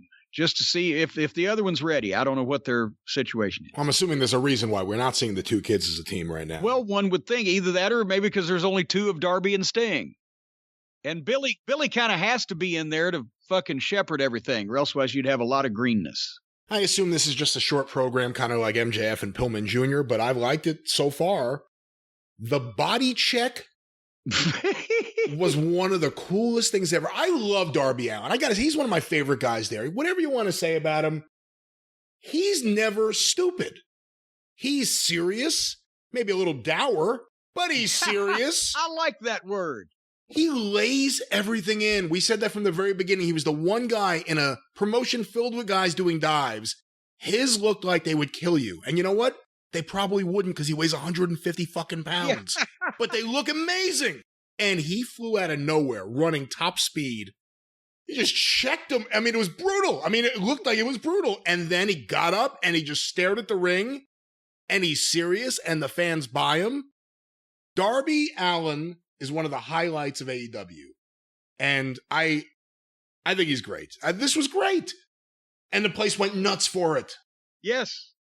And by the way, folks, dour, according to the American Heritage Dictionary 3rd edition, dour, stern, forbidding, silently ill-humored, gloomy. See, so there you go. There you go. That's perfect. Dour Darby Allin. The man of the dour. All right. Then I didn't have time to fast forward it, but if I'd have known what was coming, I would have. Because Adam Cole and Bobby Fish were in the back, and they're speaking to each other, and obviously they're friends, they're best friends. And then the camera widens out, and here comes our little dog Pockets, Chucklefuck Taylor, and Wheeler Yuty, and they begin arguing over who are the real best friends. And this is going to lead to a match, which we are not going to watch. I watched it. Well, I ain't going to watch it. You shouldn't watch it. Not the top team, but two members of the top 4-man faction unit for the last 3 years in NXT comes into this company and argues with job guys and their mascot over the business's stupidest team name. Now we've gone back to AEW of old. Even if you got good talent in something, if it's silliness and they're opposing job guys, insignificant, low-level, preliminary talent that nobody gives two shits about, what the fuck are you doing? This is what Adam Cole came here for. Good God. So, and then we had Team Taz sitting down with Dante and Dante Martin, Leo Rush, Tony Schiavone was in there. And with all the emphasis of a person in a medically induced coma, Dante Martin signed the contract with Team Taz that Leo Rush did not want him to sign. And that was it. Sign me up for this. Sign me up for this. I think Leo Rush is great. I think Taz is great. Dante Martin as a heel, there's something we didn't even think about at all. Let's see how that changes. Let's see if all of a sudden his facial expressions change. But wait a minute. Is he going to be a heel, or is he going to wrestle the same way he always has, and then Team Taz is going to try to get him to change around and he don't want to, which would seem to be more in line, because could Dante Martin at this point and his greenness, should he try to be a heel and take away all of the flashiness and the fancy moves and the things which is his calling card, because he doesn't have much else right now, because he's got no body, no personality, and no experience? Maybe you do like a whole Godfather 2 thing where like Leo goes to the dark side, starts hanging out with Team Taz, and all of a sudden one day, or not Leo, Dante, and then one day Leo just shows up with Dante's brother, who doesn't say a word. He just walks out and stares at him. And Dante realizes what he had to do. I guess that's a bad analogy because Frank Pantangeli kills himself in a bathtub after that. Just keep him out of the bathtub. But yeah, I mean, so he signed the contract, didn't expect to see that coming, but it just, Tony Schiavone said, "We are shocked." It looked like the least shocking thing that ever happened. You know what? They needed to do something with Team Taz, and I don't know where this is going. And we've liked Team Taz, but they've been kind of going nowhere for a long time. They lost Brian Cage. Nobody has missed Brian Cage. I was about to say nobody's looking for him either, are they? No, apparently the only one is his wife goes on social media and says, why aren't they using him? And then they just don't use him. So it's pretty funny. I was going to say, well, wait a minute. I've realized the failure in my logic here. I was going to say, could somebody impersonate catfish, as they say, our little dog Pockets' wife, to get on Twitter and start complaining, get him fucking run off? But that would mean that people would have to think that he could actually get married. But I think Team Taz, having a new member, a new wrinkle, they needed something. So let's see where they go with this. And it kind of makes Leo the babyface out of the whole thing, which was surprising. And like I said, I like Leo. I like Taz. Let's see where they go. Yeah, because Leo's the babyface because he wanted to screw Dante out of his money, but instead Team Taz is screwing Dante out of his money. Technically, we only know that Leo wanted to make Dante money. You're assuming that he wanted to screw him, and I understand why. You have jerks like Matt Hardy running around screwing people in front of the camera while they're signing contracts. But I think Leo has shown that he cared. And telling them that they're going to screw them. Yes. Well, we'll see who's going to screw who. And what a segue into the girls' match. The TBS, or is it affectionately called the Hose Tournament, Jamie Hayter and Thunder Rosa. I've got to be honest again, I did not fast forward. I started watching this because I'm a Thunder Rosa fan. But this was the time of the morning where Harley Quinn was having her little kebab treat stick on the foot of the bed in front of me while I was watching the show, and after she finished her stick, she wandered up to me to give me puppy kisses, and that necessitated me turning her over and rubbing her belly, and I was rubbing the belly, and then all of a sudden Thunder Rosa won. So it was a pretty good match, from what I figure. Harley enjoyed it. What'd you think about it? I thought it was pretty good. I've liked Thunder Rosa, but actually I've been more and more impressed by Jamie Hayter the last several weeks. I'm surprised that they're already teasing turning Jamie Hayter babyface, especially because they've been teasing the Wardlow thing for a little while. But I like Jamie Hayter. Thunder Rosa's great, and I hope they do something with her. And she's gone forward in the TBS tournament, so maybe they will. But I think Jamie Hayter is really good too, and it'll be interesting to see what happens with her in the next several months. I think and whenever Serena's able to come back or from wherever she's at, hurt? I think she's been injured, but you never know with this company. She may be ready and they just haven't put her on, but they almost have to put Serena or Thunder Rosa in any girls match to make it work, because those are the two that can get a match out of almost anybody. And, unfortunately, that is sometimes penalizes talent that can work and can get other people over and can do jobs while it doesn't necessarily hurt them. They always get penalized by having to be the ones to do the jobs and getting other people over. But sooner or later, it does hurt in terms of perception. But, I just saw Riho is back. She was on last night, too. It was Riho against Dr. Britt Baker. Yes, DMD. And Riho beat Dr. In case anybody's waiting for a Rampage review from the Friday, the day after Thanksgiving, it's not going to come because I got tipped to the matches. Riho beats Britt Baker in a non-title match. Well, to be fair, she had the advantage. She has new lace sleeves. Made out of corrugated steel. And then also the best friends, the Puddin' Gang, whatever, they're against Cole and Fist, so we're not going to watch any of that. But anyway, back to this. That's what I was wondering. Again, Britt Baker and Jamie Hayter argue and shove each other, and Jamie Hayter walks out. They're just starting the same kind of thing that they've been doing with MJF and Wardlow with another heel group here. They just do similar things. I'm not sure why you would do one thing that's the same thing as another thing you're doing, but... And I like Britt Baker with Rebel and Jamie Hayter, because Rebel's not really muscle. Jamie Hayter's muscle. Rebel's just kind of flunky, I guess. Well, hey, now, there's nothing wrong with being a good quality flunky. In character. For heaven's sake. I mean, she went to the Mickey Poole School of Flunkiness. She's one of the best flunkies ever. Oh, boy. After that match, Officer Barb Brady was in the back with Chris Jericho. And here comes Danny Garcia and 2.0. And they interrupted this promo. And this whole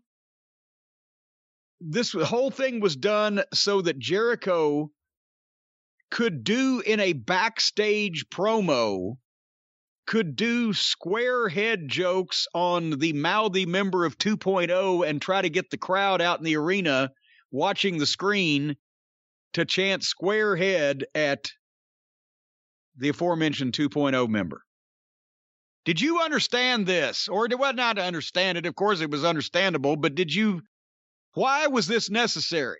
Oh, I know exactly why this was necessary. Because Jericho wasn't on a show any other place? First of all, it wasn't good. Jericho's material gets lamer and lamer, and when you see other good shit on shows, like this show had, and then you see Jericho stuff, it's completely out of place.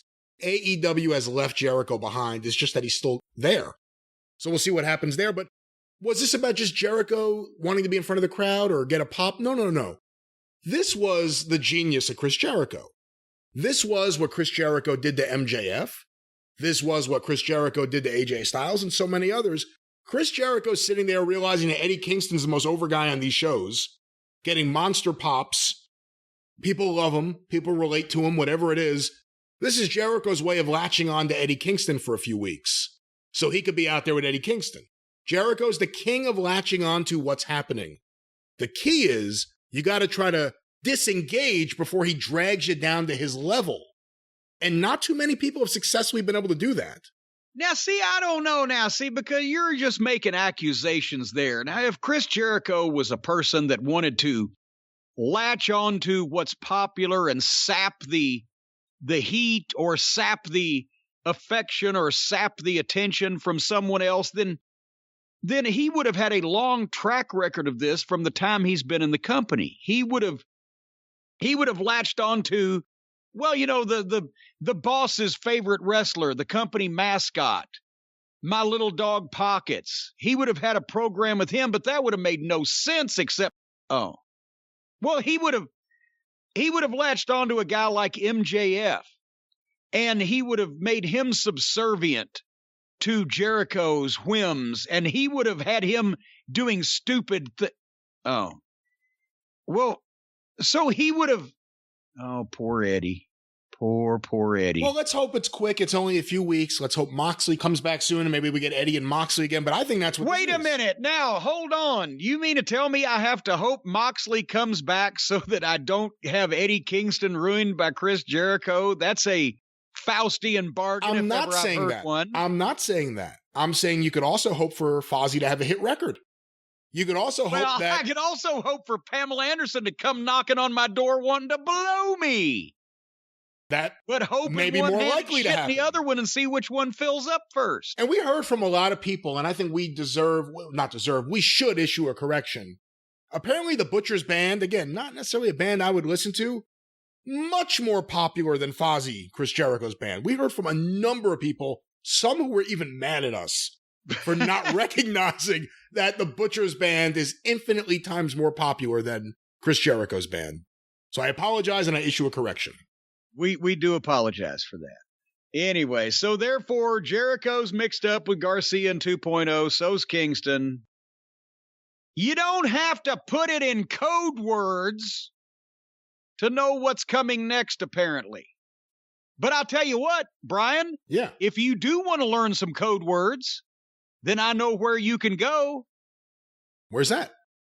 Why? To hell, of course. No, to Code Academy. Folks, if you want to learn all kinds of weird words that you don't know what they mean, you can go to Code Academy. There's never been a better time than right now to become a programmer. I don't even know whether the time is right now or not for me to become a programmer, but I bet it is for you. With Code Academy, you can learn to code on your own terms. And I didn't know that, but apparently that's exactly what you can call Code Academy. You can say, I'll give you $16. That's your terms, and they'll take it. You can learn code on your own terms. We are living in a fast-changing world, ladies and gentlemen. I noticed it the last time that I went out in public. I saw, for heaven's sake, things are now in color. And folks, one of the best ways to succeed in today's ever-changing world is to learn how to code.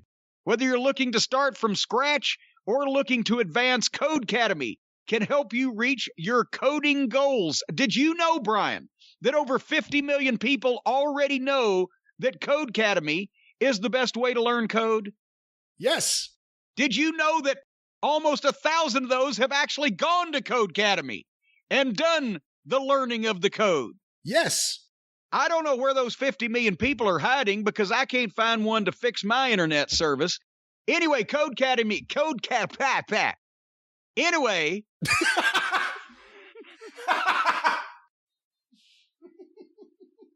Code Academy not only teaches you job-ready coding skills, but also helps you build unique projects for your portfolio. I'll have you know I built a replica of Fort Boonesboro out of toothpicks. You can also earn certificates and even prep for technical interviews. How technical are they? You won't understand a goddamn word that's said there either.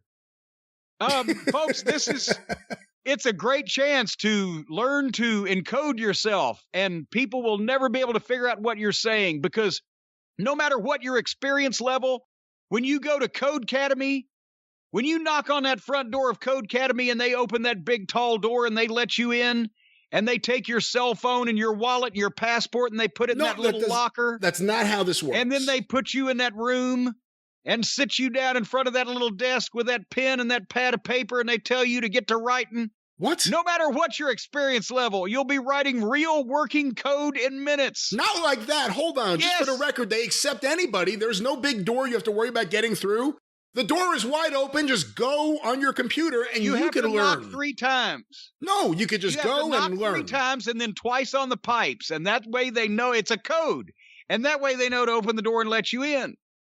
They have to take people's cell phones and wallets and passports, elsewise people would try to take off and spread the secrets. This is code. No one will be taking your phones or wallets, ladies and gentlemen. Well, just until you leave if they let you. And then when they sit you down at that desk and they give you that pad of paper and that pen and you start writing code. No. Well, folks, in some cases you're writing a note to a loved one asking them to pay the ransom. No. In no cases is that what you're doing. Sometimes the note says, fuck these people, don't pay them. I don't know. It's up to you. But, finding the right career or job can impact your life. And you've heard that a lot of people are quitting as part of the Great Resignation. People have finally said, take this job and shove it. I ain't going out in the pandemic for these pennies. Well, now you can earn dimes and nickels, and you can even aspire to quarters by going to Code Academy, learning the coded languages, Python and HTML, and SQL. And Code Academies, they have a personality quiz. You can take this personality quiz to get tailored career advice and course recommendations based on your strengths and interests is what it says here. Yeah. I took their personality quiz. Oh, no. They told me there is no career suitable for me. Stay home. Stay home. Stop doing this. Don't do this anymore. You can get instant feedback. As we've mentioned, instant feedback is very helpful. Stop touching me. Your breath smells. That's not the feedback you will get. You will get constructive feedback and criticism. No criticism. Feedback that will help you learn how to code. They'll give you criticism. No. If you need to be criticized, they'll say, stay off my leg. Build your portfolio and get a certificate of completion. Every time I reach completion, I like a certificate to remind myself of that fact. You'll be more marketable to future employers. You can land a dream job in web development, programming, computer science, data science, weird science, tons more. So join the over 50 million people learning to code with Code Academy and see where coding can take you. Get 15% off your Code Academy Pro membership when you go to codeacademy.com and use the promo code EXPERIENCE. Promo code EXPERIENCE at codeacademy.com. 15% off Code Academy Pro, the best way to learn to code. That's CODECADEMY, codeacademy.com, 15% off. It's the best way to learn. What is the worst way to learn to code? Listen to Jim Cornette. There you go. Well, Jim, we've been talking about Thanksgiving, and of course, we brought up Dr. Britt Baker earlier talking about the Jamie Hayter match. Surprisingly, we combined the two things now on AEW, Thanksgiving dinner and Britt Baker. Well, after Britt Baker's cohort, Jamie Hayter, got beat in the tournament, and then they had words and Jamie Hayter walked out on her. Naturally, Britt Baker and Reba were both so upset they had to go back in the back and sit down to a Thanksgiving dinner prepared especially for them at a table with Tony Schiavone. Was this odd placement to you? Did it seem like they would maybe have their Thanksgiving? I know they don't want to eat a big meal before they wrestle, but they weren't wrestling. They could have had the Thanksgiving dinner earlier and just not let Jamie have any. Said, oh, you can't eat because you got to wrestle. And then that was the reason why she got lost, because she snuck a drumstick. Something like that. But they just went from the match and the fallout, and now they're in the back eating a staged Thanksgiving dinner, obviously set there at that table just for this shot. I don't know what the point of this is. And why is one of the announcers palling around with and agreeing with and going along with the heels in their foolishness?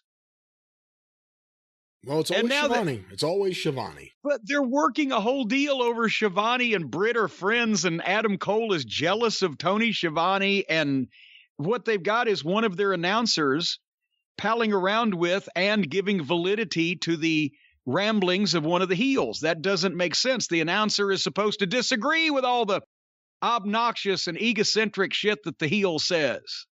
Hey, whatever happened to Tony Schiavone's son? Remember they did the angle where QT Marshall beat up Schiavone's son, and then the Big Show saved him? Yes, Tony's middle-aged fucking auto mechanic son that got so much sympathy because he was a Mere 40 years old when he was beaten down. And that, no, but he was going to break in. Wasn't he training to be a wrestler? That's why he was involved in that. That's what they said. All right. And that was the last we saw of him. Yes. Okay. So basically, this is where Tony showed some footage and announced that Riho will take on Britt Baker on Friday, and which was, as we record this, last night. And we're not going to watch it because Riho won, because I guess even though Harpo's taken time off for his surgeries, does he still have his finger in the women's division? Why else would Riho defeat Britt Baker on television? I don't think Kenny Omega is the only Riho supporter in the company. And I also don't think Kenny Omega is taking a big step away from any of his normal tasks, even though he's having surgery. He's not gonna pull his finger out of the women's division, even though he's on the sidelines, is what you're saying. I don't know where his finger is. I don't know where it's been. Anyway, the next match I was actually looking forward to seeing because it was Colt Cabana against Bryan Danielson, and we're in Chicago, which is not only the hometown of CM Punk, but it's the last place in the universe that anybody still cares about Colt Cabana. So I'm saying this shouldn't be bad. And the thing about Cabana, as I've mentioned years ago when we used to talk about him, back when he did shit, he can work. He's not only normal sized, but good sized. He's 230 pounds. He's 6 feet tall or more. He can work.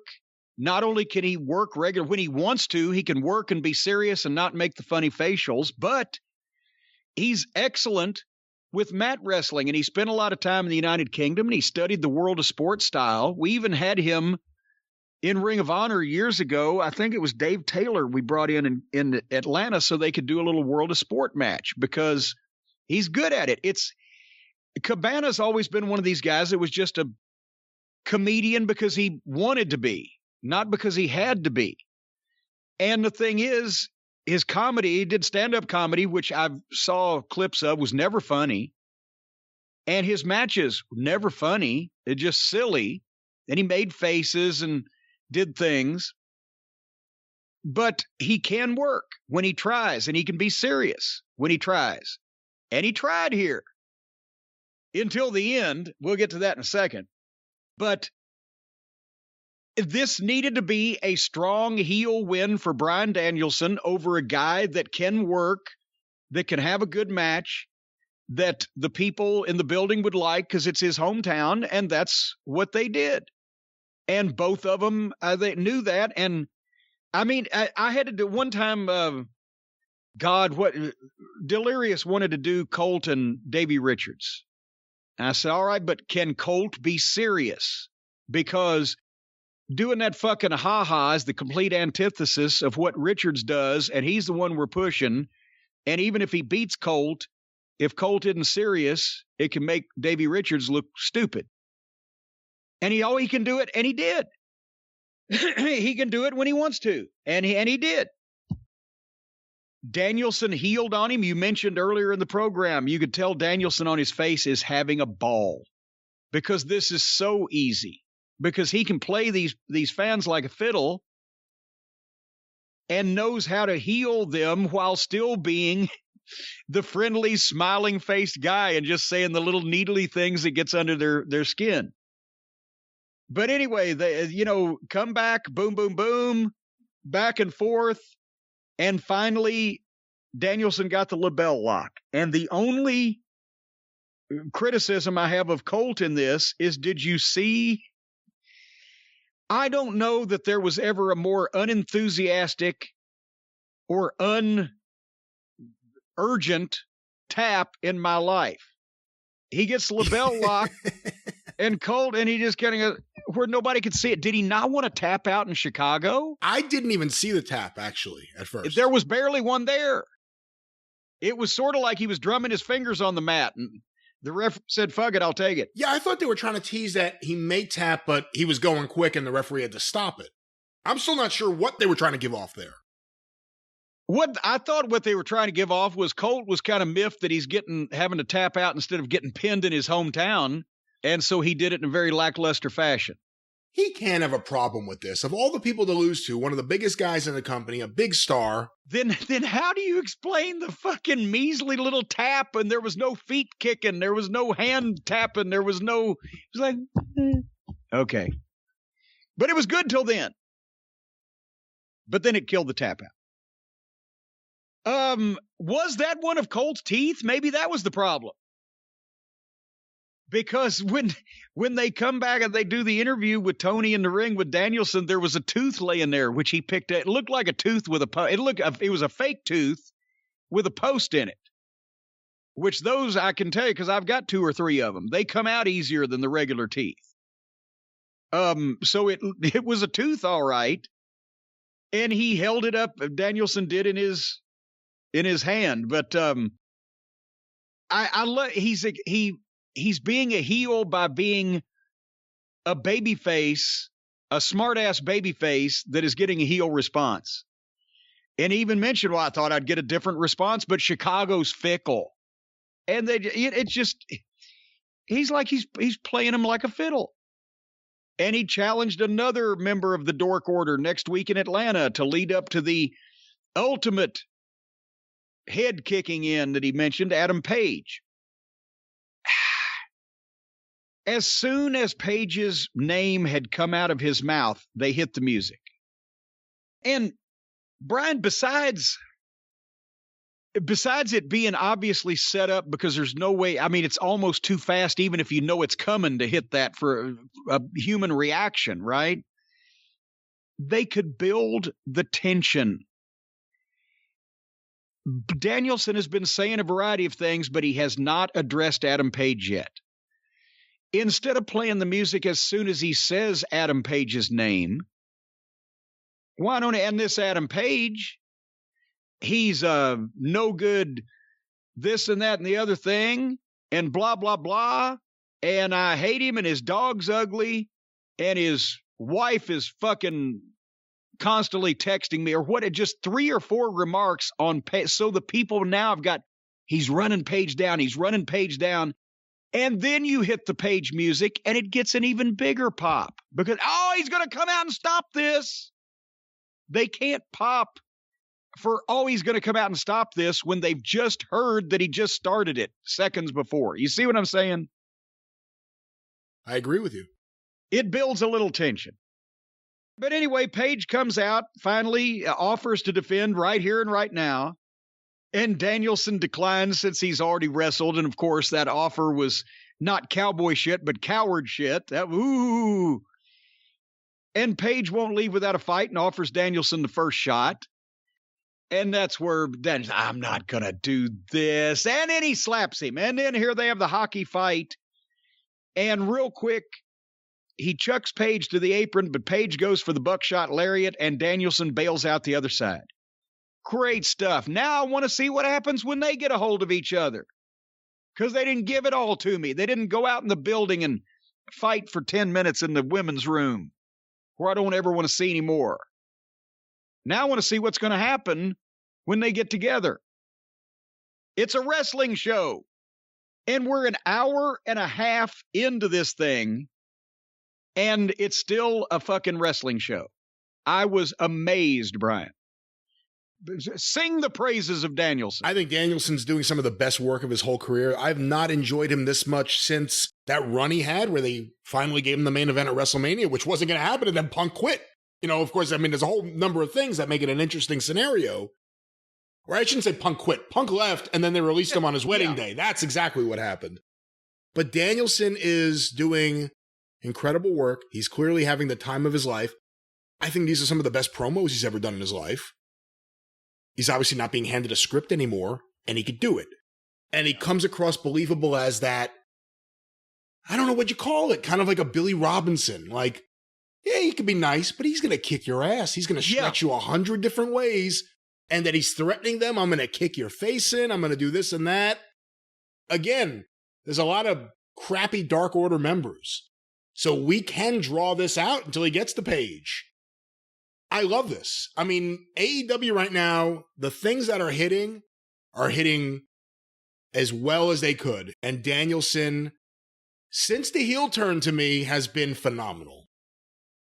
Well, part of the thing with the promos is just these guys are not only wrestlers, but they're wrestling fans, and they talk to and are out amongst the fans. And so they know what to say that will register with these people, whereas the comedy writers in the other company, they don't ever talk to the fans, and they're mad at the fans because the fans always say, this fucking writing sucks, because it does. So they have not only no interaction with real wrestling fans, but also no impetus to write stuff for guys that fans would want to hear because they don't even know what it is. So like I said, AEW gets to run away with these type of segments because they come off as what fans want to hear, as what they believe that these guys would really say, not orchestrated, written down bullshit. And, again, Danielson, you mentioned Billy Robinson, the I'll kick your ass in a heartbeat and I'll break your fingers and all that stuff. That's true. But Robinson could be a bit dour. He was not a smiling, fun-loving babyface. And whereas the reason I like Danielson's is because he's saying it with that impish grin, and he's such a little smartass, but without even really saying smartass things. It's just what he's saying in the particular way and to who he's saying it to or about. The tone of his voice, and also the smile is slightly changed. There was a point during the thing last week with him and Paige, I think it was last week or 2 weeks ago, I forget what it was, where at one point he said something and he kind of laughed at his own joke. And it was a heel laugh and smile. It was a completely different thing. But I'm enjoying this, and I look forward to seeing where this is going to go. More of this. This is great. I'm just thinking, Brian, that with the roster that AEW is assembling now, they ought to have like a wall of fame in their entranceway. Wall of Fame? A wall of fame with pictures of all these greats. They've got CM Punk. They've got Bryan Danielson. They've got Hangman Adam Page. They've got FTR. They've got all kinds of talent. They should have a wall of fame with pictures of these people framed in the entranceway so that all the entering wrestlers could walk by this pantheon of immortals. What do you think? Is that an idea? I think it's an interesting idea. Of course, you're talking to the first person to get in trouble for defacing the Wall of Fame at Long Beach High School years ago. I think it's a great idea. Well, in all fairness to you, it wasn't the best picture of you they put up. But I still don't think that just because your picture was hanging on that wall, they should have gotten you for defacing it. They installed a Wall of Fame all of a sudden at my high school, featuring some really famous people, because we had a lot of famous people go to my high school. Billy Crystal, Rick Rubin, and then local political idiots. So when they launched a Wall of Fame, I went in the library and took a Sharpie and wrote on a couple pieces of paper that I taped together the word politics, and I glued it to the thing so it said the Wall of Politics. And they immediately called me to the dean's office, and I explained to the deans, because I had a good relationship with them, exactly what I did, why I did it, why I thought it was funny. And they said they couldn't let anyone know that they agreed with me, but if I just hung out in the office for a little bit so people thought I was being reprimanded, then I can go and no problems. And that's what happened. You know what they should have done? You know what you should have done? What's that? See, if you had just had a skylight frame up on that wall, then you could have put anything you wanted in that frame. But when some authority figure tried to come around and take a peek, you could just, boom, change it to something else. And that way they would see the inoffensive picture until they walked by, and then boom, another picture would pop up that may be a little bit more edgy, so to speak. Interesting theory there. Maybe someone who didn't go, yeah. That's right. Maybe a picture of Pockets, for heaven's sake, someone who didn't go to any school. But nevertheless, with a skylight frame, you can change these things in the twinkling of an eye with just the tap of the screen. The skylight frames not only show one picture, they show multiple pictures. And we've mentioned it, folks. The skylight frame is a photo frame that you can update instantly by email from anywhere. It sets up effortlessly in under 60 seconds. You plug it in, use the touch screen, connect to the Wi-Fi if you don't have Spectrum, and enjoy. You can send photos to the skylight frame from everybody in the family. Can send pictures to one person's skylight frame. So you got a picture of Aunt Betty and Uncle Gladys and Cousin Junior and whoever else. They're all popping up. They pop up in seconds. Multiple people sending pictures to this same frame. It's phantasmagorical. It's got a black frame and a white mat. So it looks like a real photo frame. It is a real photo frame because it's framing photos. The gorgeous 10-inch touchscreen that you can swipe through pictures with your finger. You can even tap it and thank the person who sent you one of the pictures. So if somebody sends you a picture, you can tap them. And it's 100% satisfaction guaranteed. If you don't love your skylight frame, they will offer you a full refund. You're a real prick if you take it, but they'll offer it to you. And you can load it up beforehand. Preload is what they call it, with your favorite pictures if you want to give it a personalized gift. So you could have pictures of you and your whole family or you and your close social circle, and you give it to somebody that's involved. They love it. It's the holidays. If you give one of these for Christmas or Hanukkah or New Year's, birthday, whatever holiday is coming up, Kwanzaa, it doesn't matter. It's better than TV. They can just sit there, especially old people can just sit there and watch the photos pass by. So Vince would remember, well, there was Billy Gilzenberg. And there was, oh, shit, it's Toots Mondt. I see him coming now. Folks, the reviews on Facebook are quite complimentary to the skylight frames. And now, as a special offer, you can get $10 off your purchase of a skylight frame when you go to skylightframe.com. That's SKYLIGHT, skylightframe.com, and enter the code DRIVE. $10 off your purchase of a skylight frame at skylightframe.com. Enter the code DRIVE, and you'll have this dad sitting on the shelf or hanging on the wall or wherever you put it, and these pictures will fly by, and you'll realize, well, I don't know who half these assholes are, but you'll love it. Oh, that's right. Skylight frame. Well, Jim, you know what? You should do that as a rib. What? Send your grandmother who's maybe losing a step. Send her the picture of the skylight frame, and then send her pictures of people that she doesn't know. And say, hey, Grandma, why would someone do that? Because then, hey, Grandma, did you get pictures of Aunt Fanny and Uncle Felcher and all these other people she don't know? And she'll go, yes, I don't remember them. You don't? Well, hell, they've been in the family for 30 years, Grandma. What's the matter with you? You could fuck her mind up like that. I heard they did that with Vince. They sent pictures of the active roster. He had no idea who anyone was. Except for Shelton. Ah, Shelton. Great egg. Well, that was exciting. Should we go to the main event? Oh, I forgot Danielson wasn't the main event. Yes, let's go. Well, actually, he was, but should we go to the last match? Yes. All right. This all-purpose stew, a gumbo of a match, if you will, a burgoo of a dish, where they just threw everything in.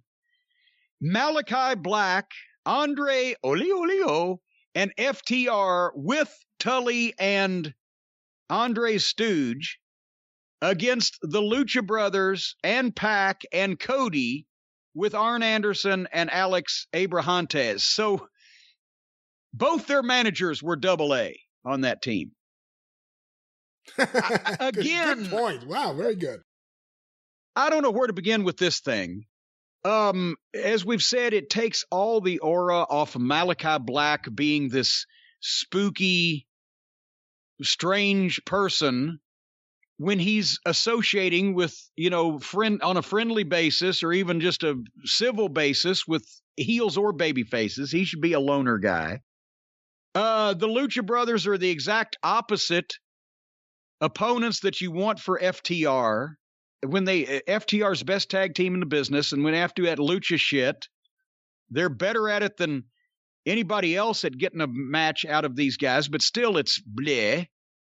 Cody's on the babyface team, and he has incendiary heat, molten lava level heat with these people. They boo every time he draws a breath.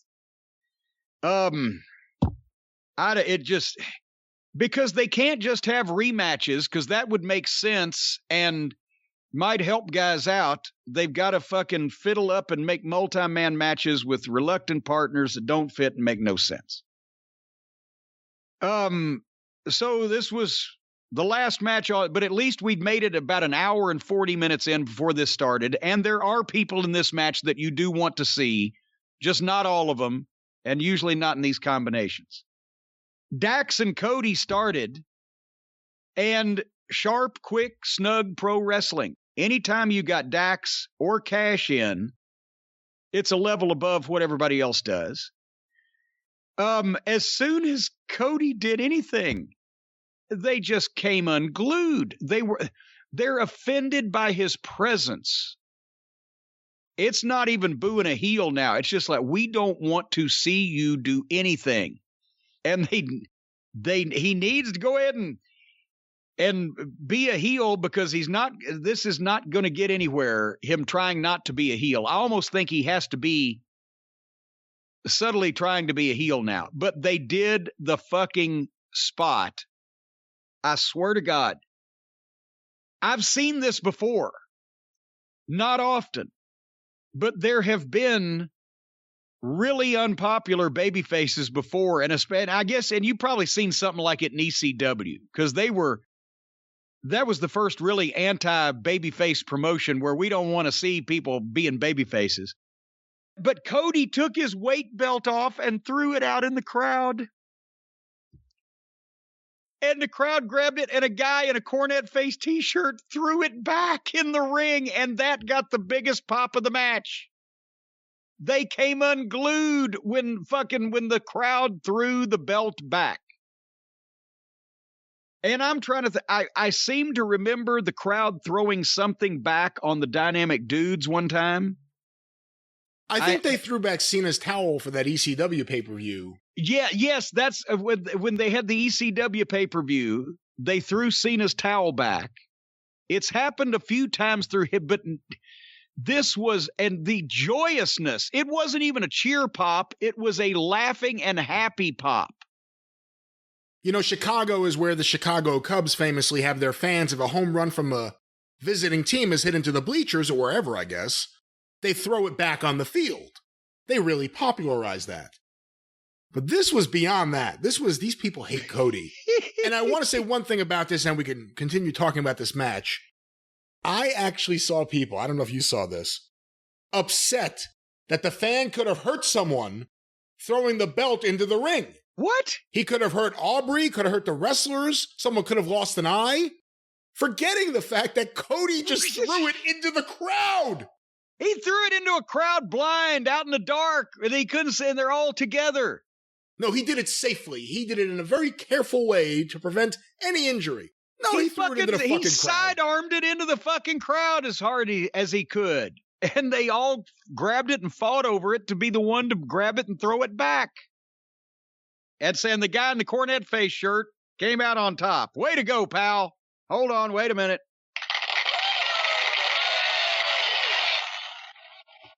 But I think my fans should only throw things into the ring if they have been thrown from the ring beforehand.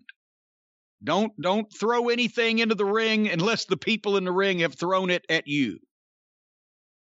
It's a very good point. There you go.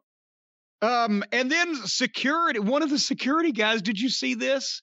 Well, Andre got in and got the belt that the fan threw back, and he was going to keep it, but I guess he put it down on the apron. One of the security guys in the corner of the ring had it, and Cody motioned, and the security guy threw the belt back to Cody, and the people booed. And there's other guys in the ring trying to do spots, and this whole business with the belt and people's hatred of Cody is overshadowing the match. So anyway, as soon as Penthouse tagged in, he came off the top rope with a drop kick to, I think, one of FTR's balls in front of the referee.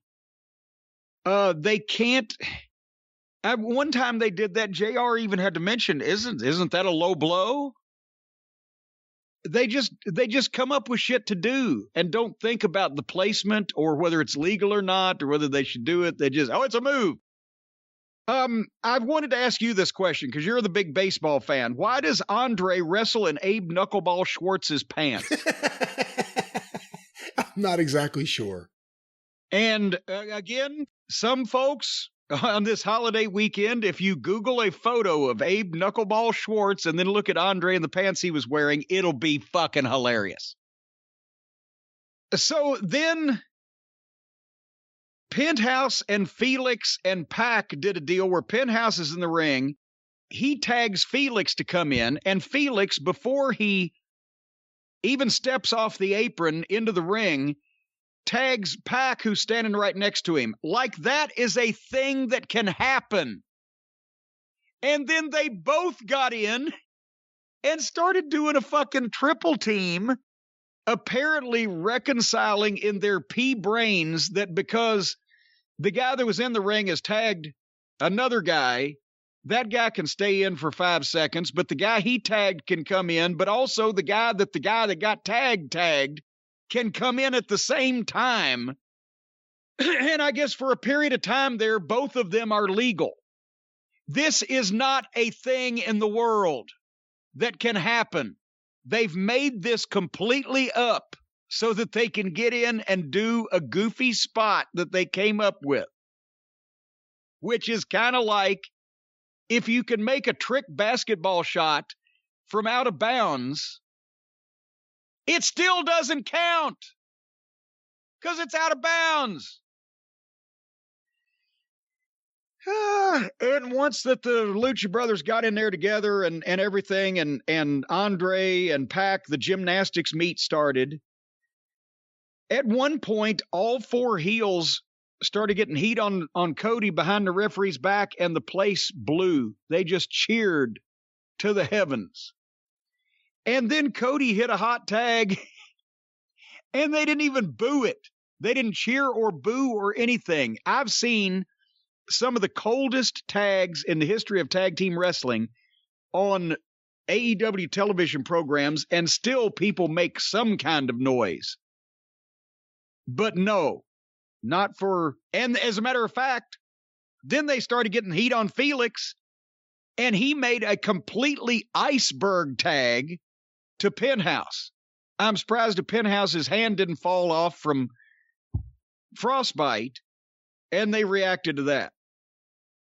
There were too many people in the match, and it got too busy and too complicated. FTR could not run this whole show. At one point, everybody just took turns hitting finishes on each other over and over at 100 miles an hour with no covers and no tags, while Aubrey stood there with her mouth open, gaping. And then everybody went down, and Tully and Arn got in the ring to face off. And he got a big pop.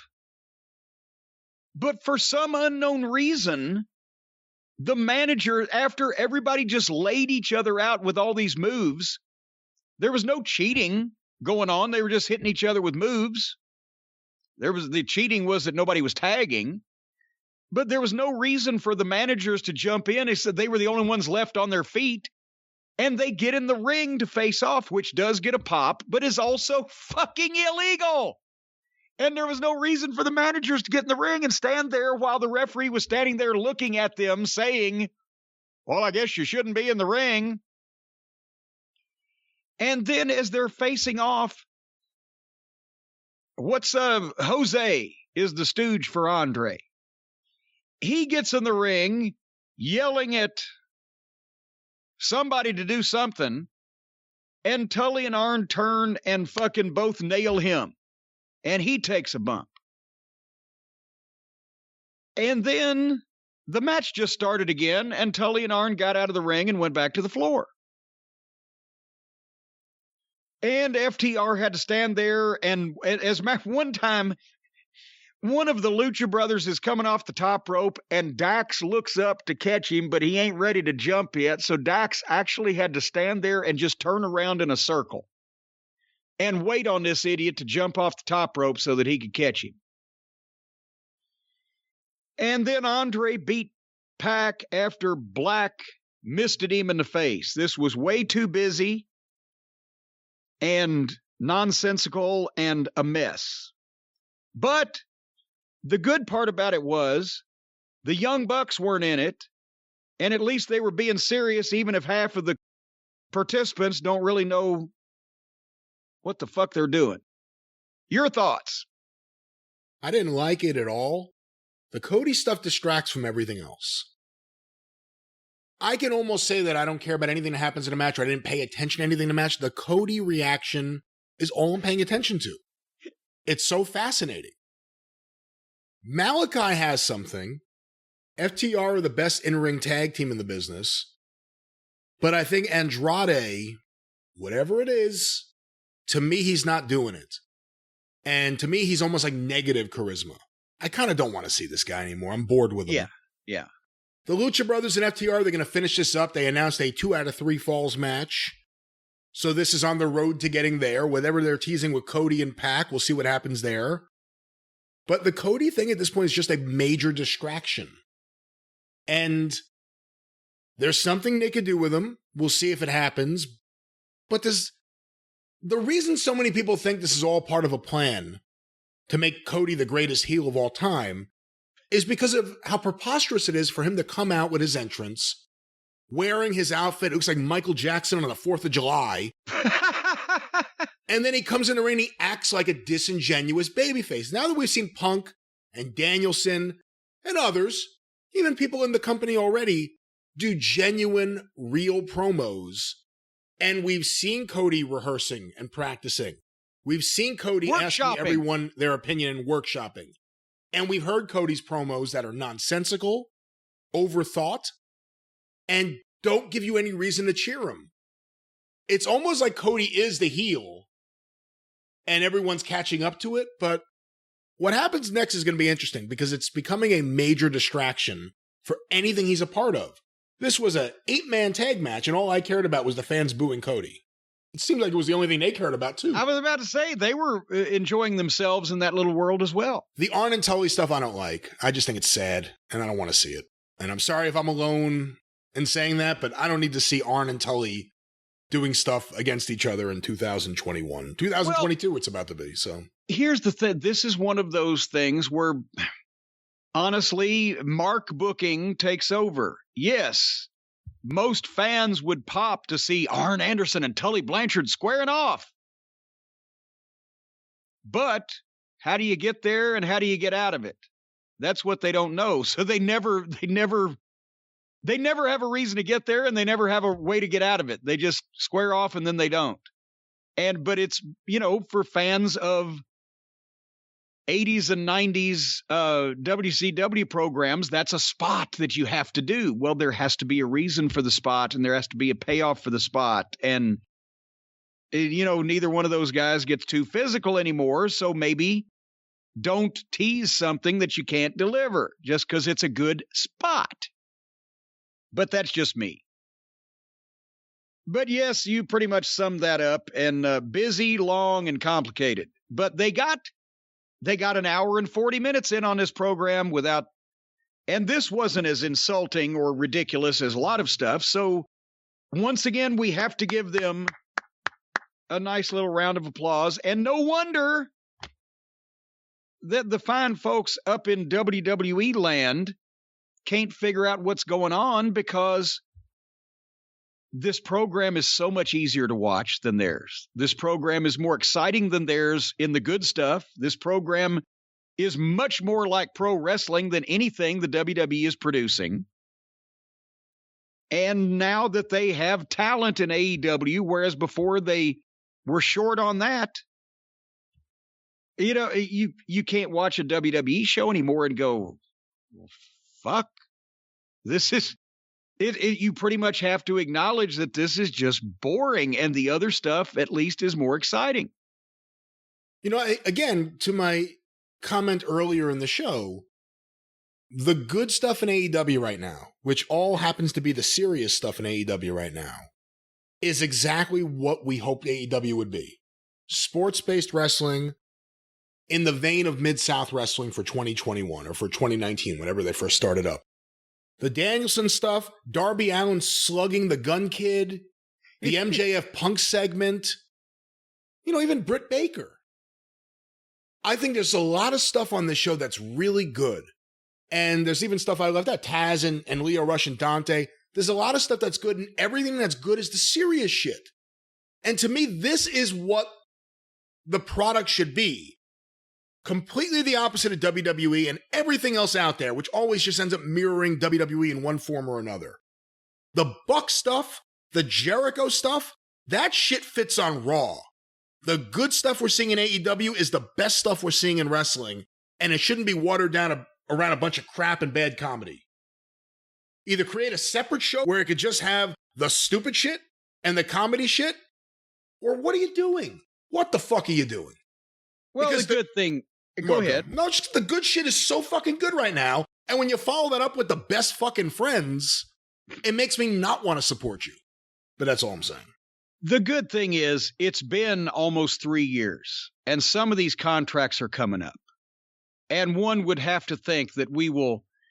I mean, already somebody sent in, I think it was the AEW Botches account, sent out a tweet saying, well, we haven't seen Jelly in months. We haven't seen Sonny Kiss in months. And by the way, Dwarf Dongsucker has disappeared from the side of the not the Luchasaurus, the Jungle Express, Jurassic Express, trying to figure that out.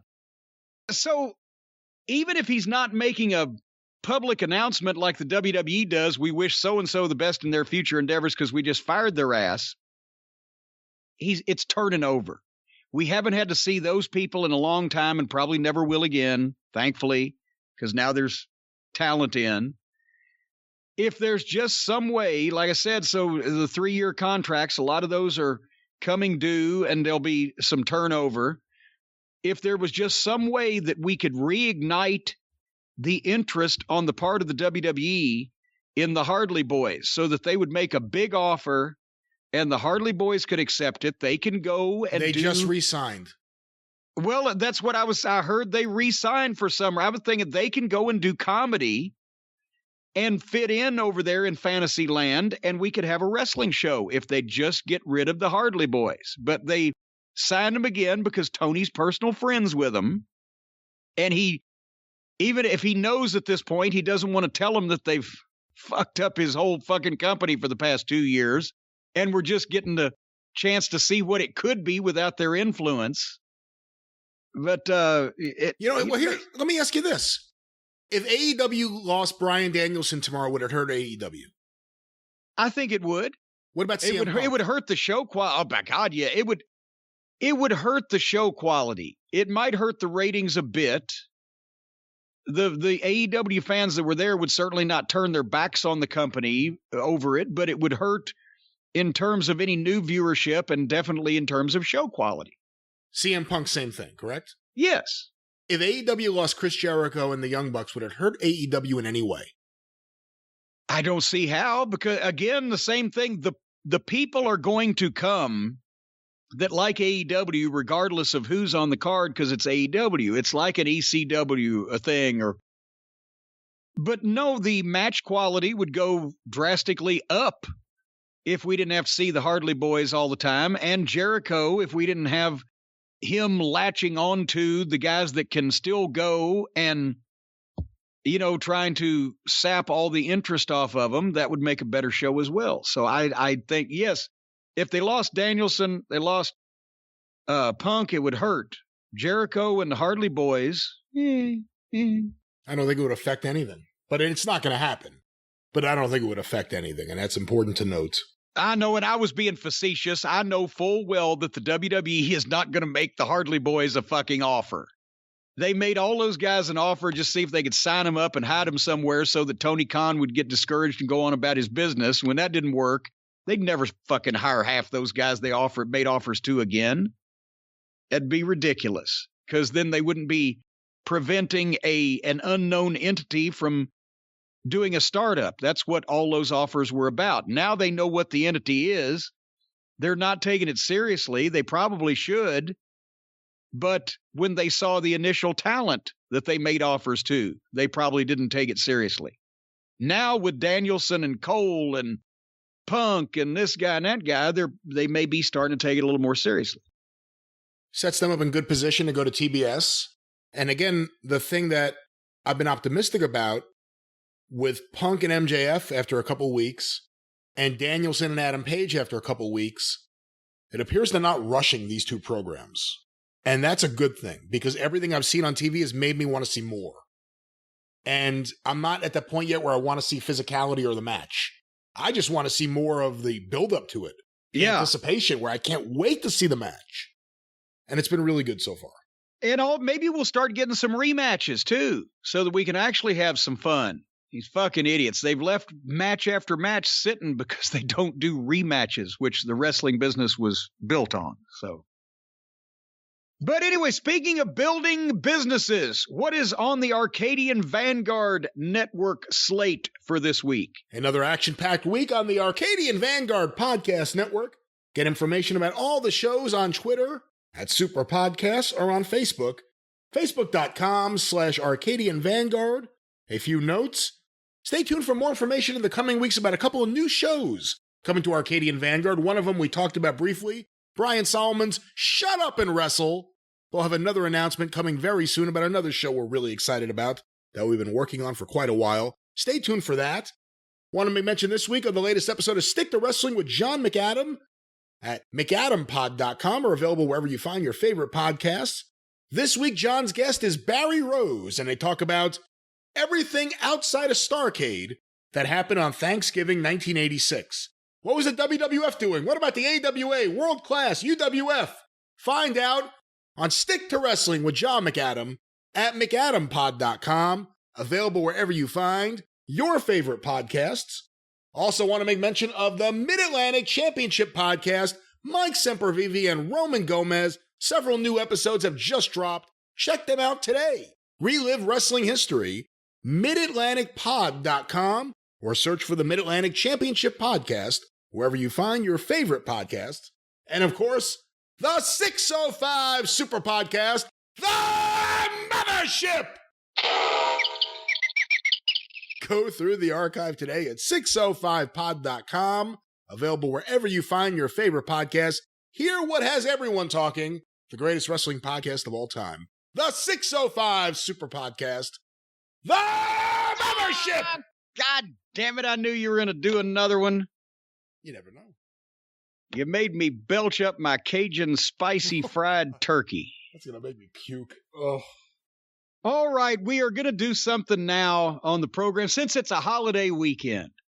And we get to do what we want on the holidays. We've been trying to start this for some time, and there's always something coming up or some other big show or somebody doing something stupid. But we got an email a while back from Jason, from New Albany, Indiana, by the way, right across the river here. But it's why they call it Kentuckiana. A little bit of Kentucky, a little bit of Indiana.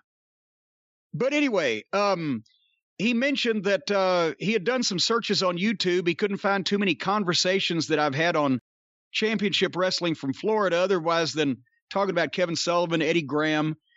And he was just wondering what your first experience with the territory was, Florida, and what you thought of it in the 70s and early 80s. Obviously, you've explained why you went to Mid-South from Memphis instead of other territories.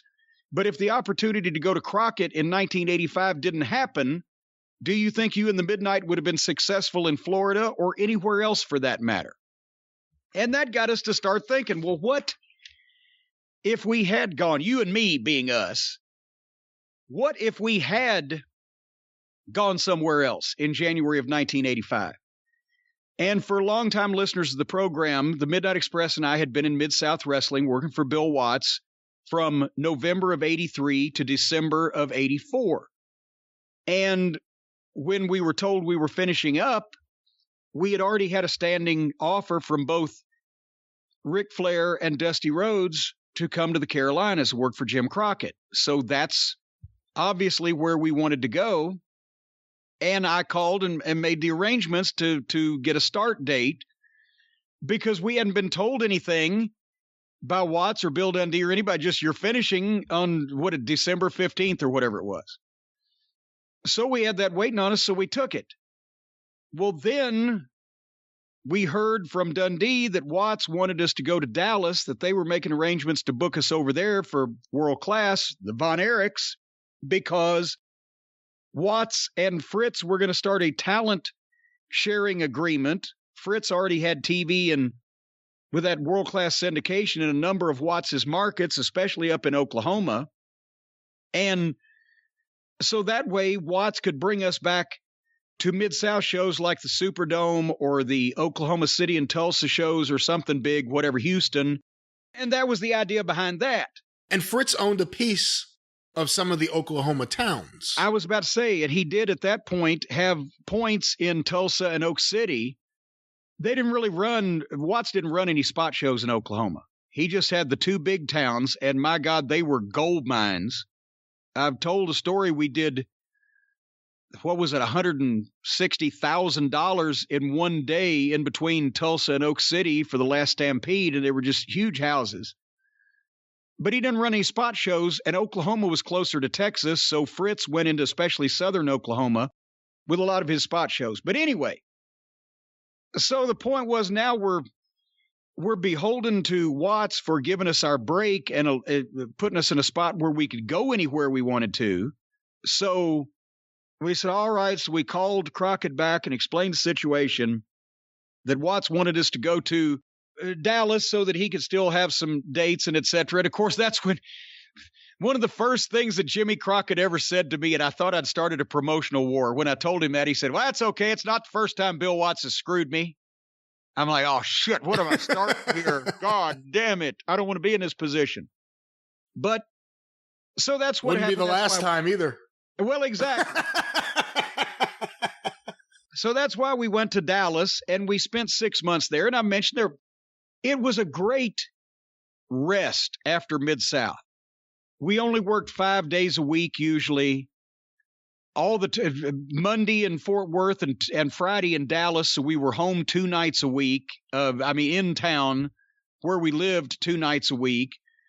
A lot of the spot shows were close. Of course, there was the South Texas business, which didn't draw and you couldn't make any money. And every once in a while, you'd fly Southwest out to West Texas, which you really didn't make any money out there at that point in time, but at least it was cheap to get there. But we put our time in there until we realized that we weren't going to go very much further. And we'd been working with the Fantastics for 6 months, which we loved it. But, you needed to work with Von Erichs to make money. So we got our payoff for Texas Stadium and we gave our notice and we ended up going to Crockett. But that was in the 1st of July of 1985. If we'd have backed up, and in January 1985, we had no plans. We thought we'd take a look at what the options were and tell people a little bit about not only whether we would have gone there, but why, what kind of money there was to be made in the different territories, what the living arrangements were, or the travel, or what fit and why. And as we sat down, Brian and I ran this by you, and you added a couple of things. Because Jason in his email also said that I guess in 1985, your choices were limited as where you could go. Well, these were the territories still operating in 1985. Championship Wrestling from Florida.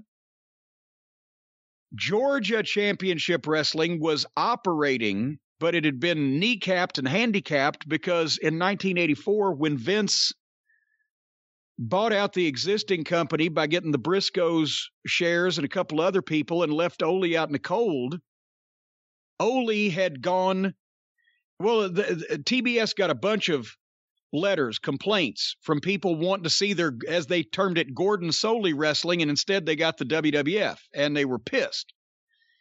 And so Turner gave Ole a early morning Saturday time slot for championship. What was he calling it? Championship Wrestling from Georgia at that point? That's right. Correct. Yeah. So Ole had TV and he was running towns, but it wasn't setting the world on fire. You also had Continental Championship Wrestling in Alabama. You also had the Memphis territory.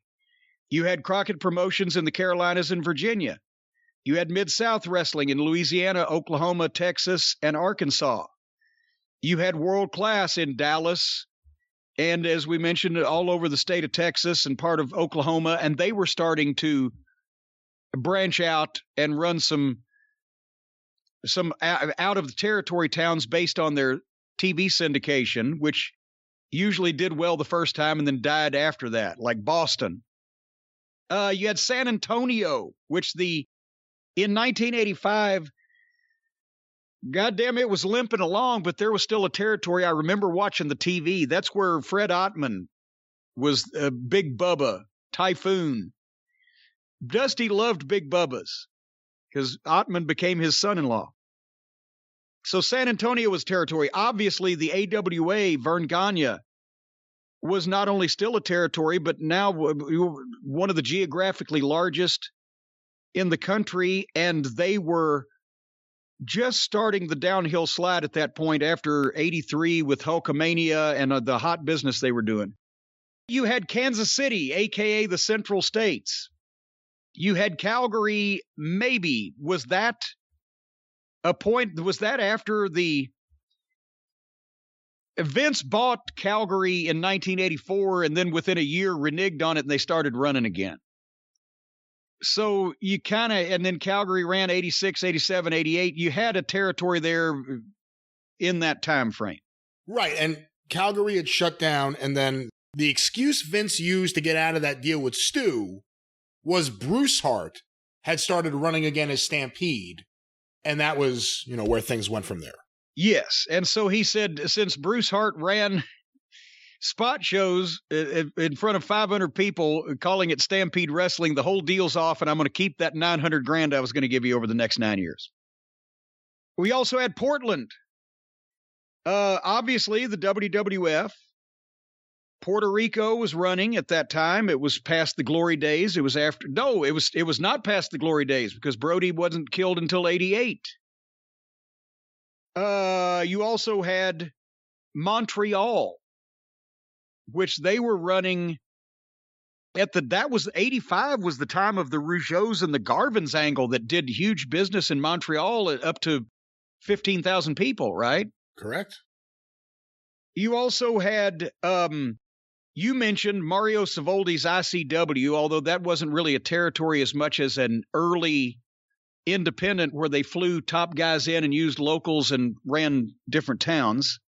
They had TV, but I don't know if it ever made broadcast affiliates or if it was just like sports cable or whatever. It was on Sports Channel, but I think it's important to note that after the WWF's national push, after they took TV out of Allentown and Hamburg and went to White Plains and started doing stuff out of Canada, for a lot of the areas that were used to regular local WWF house shows, right, they started getting what would become the NWF with DC Drake or what would become Savoldi's ICW. Who would use the former WWF names in top matches and then use the locals underneath, and it was kind of like the old-fashioned WWF spot shows. Also, was anything going on in Nova Scotia or the Maritimes? Where was Al Zink? Where was Dupree? There was definitely stuff going on. You definitely wouldn't have been going there. We wouldn't have been going. They ran seasonally. And then also, and we know there was wrestling in Japan and Germany and England. And so we're talking North America and Mexico. The Midnight Express and Jim Cornette were not going to go to Mexico. We were not going to go to Germany. The boys might have gone to Japan at some point. It didn't come up because we were too busy. I would not have made that trip. But nevertheless, those were. So again, golly, that's all the options there were in 1985. Just those 1, 2, 3, 4, 5, 6, 7, 8, 9, 10, 11, 12, 13, 14, 15, just those 16 territories we mentioned. So things were thinning out. And before we start talking about where we would have gone at that time, I think we've also got to acknowledge the territories that had been lost in the previous 3 to 5 years. That I think that's a place to start. These territories had just gone under. And would we or would we not, if they were still around, have wanted to work there?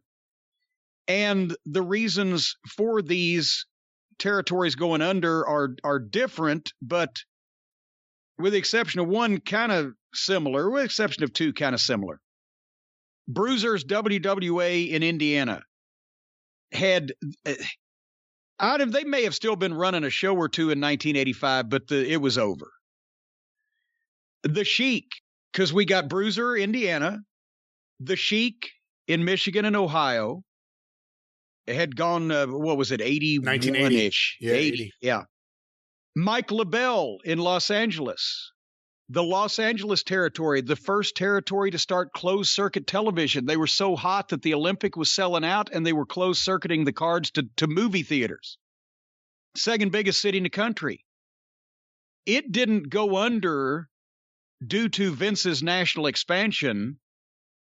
It was already limping along, and LaBelle took an out and agreed to go to work with Vince and was the local promoter out there for a little while. But the actual Los Angeles territory, including all the Southern California towns and San Jose and Modesto's Uptown Arena, one of the most famous places in the world, thanks to Larry Barnheiser, the photographer. And that whole territory had basically it had aged out. Mike LaBelle and Rock Rims's tremendous Southern California histories go into great detail on this, or history, as well as the NorCal history.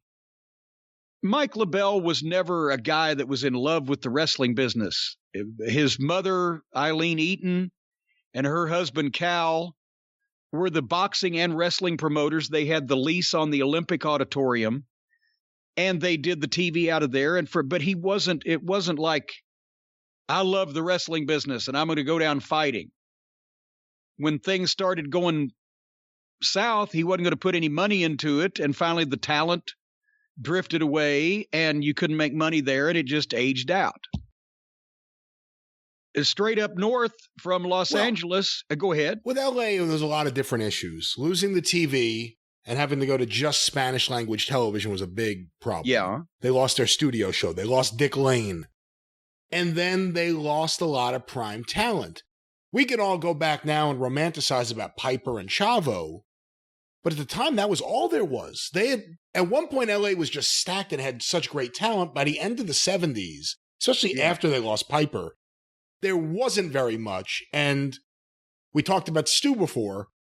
Vince had a deal with Mike LaBelle where Mike LaBelle was going to be the partner on the West Coast for the WWF, because Mike LaBelle was the one who brought him in and ushered Vince around, him and Jeff Walton. And then Vince reneged on that deal, and there was a lawsuit, and Mike LaBelle got, I don't think, anything. Well, he got to go home. And produce porn. Yeah, well, there you go. And then, as we said, Roy Shire in San Francisco, one of the not only all-time geniuses in the wrestling business, but also San Francisco and the Cow Palace, most of the 60s, was per capita one of the biggest drawing cities in the country for wrestling, especially in the early 60s when they opened up and Stevens first got hot. But same things happened with Roy Shire. He was an abrasive personality. He pissed off his TV station and lost his main TV. And he didn't have a good relationship with his local promoters in some of the spot show towns and the other Northern California towns and out into Nevada. And talent started leaving, and he finally, instead of running a territory, Shire had to just contract with existing promotions to try to fly in talent to just run the Cow Palace, and that was the beginning of the end. And so San Francisco, was that gone by 81, was it? Well, 81 was it 80? Yeah, it was pretty much done completely by 81, and then Vern moved in. Yeah. And then also another long-standing territory that had been revolutionary in the business for so many years, Amarillo, under Dory Funk Sr. Dory Sr. had died in 1973. Terry and Dory inherited it, and they had, who was it? Dory's brother-in-law was the booker at one point, and they had family members and people to run the territory when they were on the road, because they were the NWA champion and or two of the biggest stars in the business during that time. But finally, they saw the writing on the wall. Amarillo had never been a big money territory. There weren't big population centers. There weren't major arenas, but they did good, steady, consistent business in the small buildings in the smaller cities for years and years and years. And Scott Teal just did an excellent Amarillo history book that goes back to the turn of the 20th century. And even though Amarillo was never a big money territory or a place where they did stadium shows or whatever, because Dory Funk Sr. was in charge, and also because of Dean Denton and Dory Denton before them, and the original Dutch Mantell and guys that went back to the 1920s, West Texas wrestling was big, and whoever was the top guy was the toughest man in the world. So Dory Funk Sr. had that reputation all those years. But finally, at the end of the 70s, the TBS show was started on cable, Georgia Championship Wrestling. Terry Funk has said that they saw writing on the wall that cable was going to change everything and little territories probably weren't going to make it. And they sold Amarillo to Dick Murdoch and Blackjack Mulligan. And they ran it for a couple of years. And Murdoch and Mulligan were two of the biggest names in the history of the wrestling business as wrestlers. I don't know. I knew Murdoch well. I met Mulligan a couple of times. I don't know that I would have considered either one of them businessmen when it came to actually running something and having discipline. You know what I'm saying? Yeah. And it didn't go. And Mulligan struck out a couple times when he tried to be a promoter. Yes, including, when I was running Knoxville, Flair said, "Hey, I bought that fucking 10 years ago, me and Mulligan. You owe me some money." I said, "Well, I'll give you a piece of the losses." And then lastly was Sam Muchnick in St. Louis. And St. Louis didn't go under. Sam Muchnick retired. And at the time, he was in his mid-70s. And he had been promoting St. Louis and made it the jewel of wrestling in the United States since 1945. So in 1982, January 1st, he retired and sold out the Checker Dome, the arena. They used to call it the Checker Dome when they had the Purina sponsorship. But Muchnick's last show in St. Louis drew 18,000 people because it was his retirement show, and the whole city came out and paid tribute. But that was the beginning of the end of St. Louis, because now after Sam retired, the remaining partners were Bob Geigel and Pat O'Connor, and Harley had a bit of a piece, and Vern still had something of St. Louis, didn't he? Yes, he did. At that point. Yes, he did. But without Sam in charge, they started running it like they did Kansas City, and a lot more questionable finishes. St. Louis was the straightest place in the country for wrestling. And they started ha-haing it up a bit, and Larry Matisic quit in 83 because he could see that things were not headed well and tried to start opposition. But that's when Vince in 84 came in and bought the local TV time out from underneath them, and Larry had to end up doing a deal with Vince for a little while, which didn't last long, but the Kansas City office backed out of St. Louis because they were dying on the vine. And I think, what was it? It wasn't until 86 that Crockett started coming in trying to resurrect things, but it was... Well, they still ran. They still ran all the way up until when Crockett came in. But it was just nobody noticed. It wasn't the same. They were bringing in guys from World Class. They were bringing in different guys. And Matisic, there was some promise when he started up because he had Brody. Yeah. He had King Kong Brody. They were friends. And he was the first guy. He brought Randy Savage in 83 to St. Louis. But I believe the show that was the big problem, I want to say the main event was Brody versus Mulligan. And then Mulligan no-showed. And it was after that, I want to say the network actually told Vince to get together with Larry Matisic because he had a relationship with him. It was the TV station, KPLR. Yeah. Yeah. They said, "Hey, Larry's the local genius, and this is the big time company from New York. Why don't you guys get together and we'll just make magic?" And they didn't know how difficult it was for other promoters to work with Vince McMahon. Wonder why. And it's very different in the results and the people, but similar scenarios. You know, Ole Anderson thought he had it all figured out when he pushed Jim Barnett out. And he pushed Jim Barnett right into the arms of Vince McMahon when he needed him. They thought those Kansas City guys, Geigel and Harley, they thought they were going to be just fine. Bob Brown pushing out Larry Matisic. And again, different than Barnett, but he got pushed right into the arms of Vince McMahon right when he needed him, right when he was going to launch Wrestling at the Chase, right when he was going to come into St. Louis. Worked out perfectly. There's so many things that happened for Vince in the WWF in 83 and 84 that were just set up perfectly for him. He was in the right place at the right time to get the right people.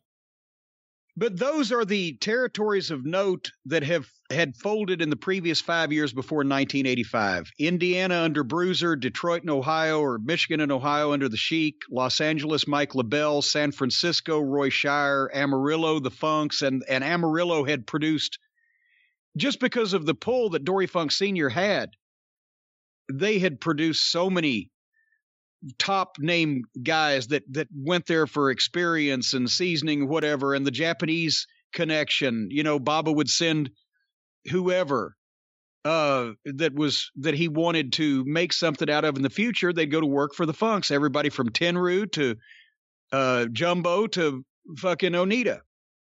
And then Sam Muchnick, you know, St. Louis, hallelujah, St. Louis, the kingdom of wrestling. Those were all gone. Would we have gone there, Brian? You asked that question. Any of those places. And I got to start with Bruiser and Sheik because that's the most familiar wrestling that I grew up with besides Tennessee wrestling, because I could get the station from Bloomington, Indiana that showed Bruiser's show. That's the first one I saw. And if I went to visit Aunt Lola and Uncle Tommy in Cincinnati, by cracky, I would see the Sheik show. So I got to see a little bit of that, as well as that being geographically the closest places to my home besides the Tennessee territory. And the thing about Indiana was, it's hard to explain. The Indiana territory, Bruiser's WWA, was a kind of a territory in name only.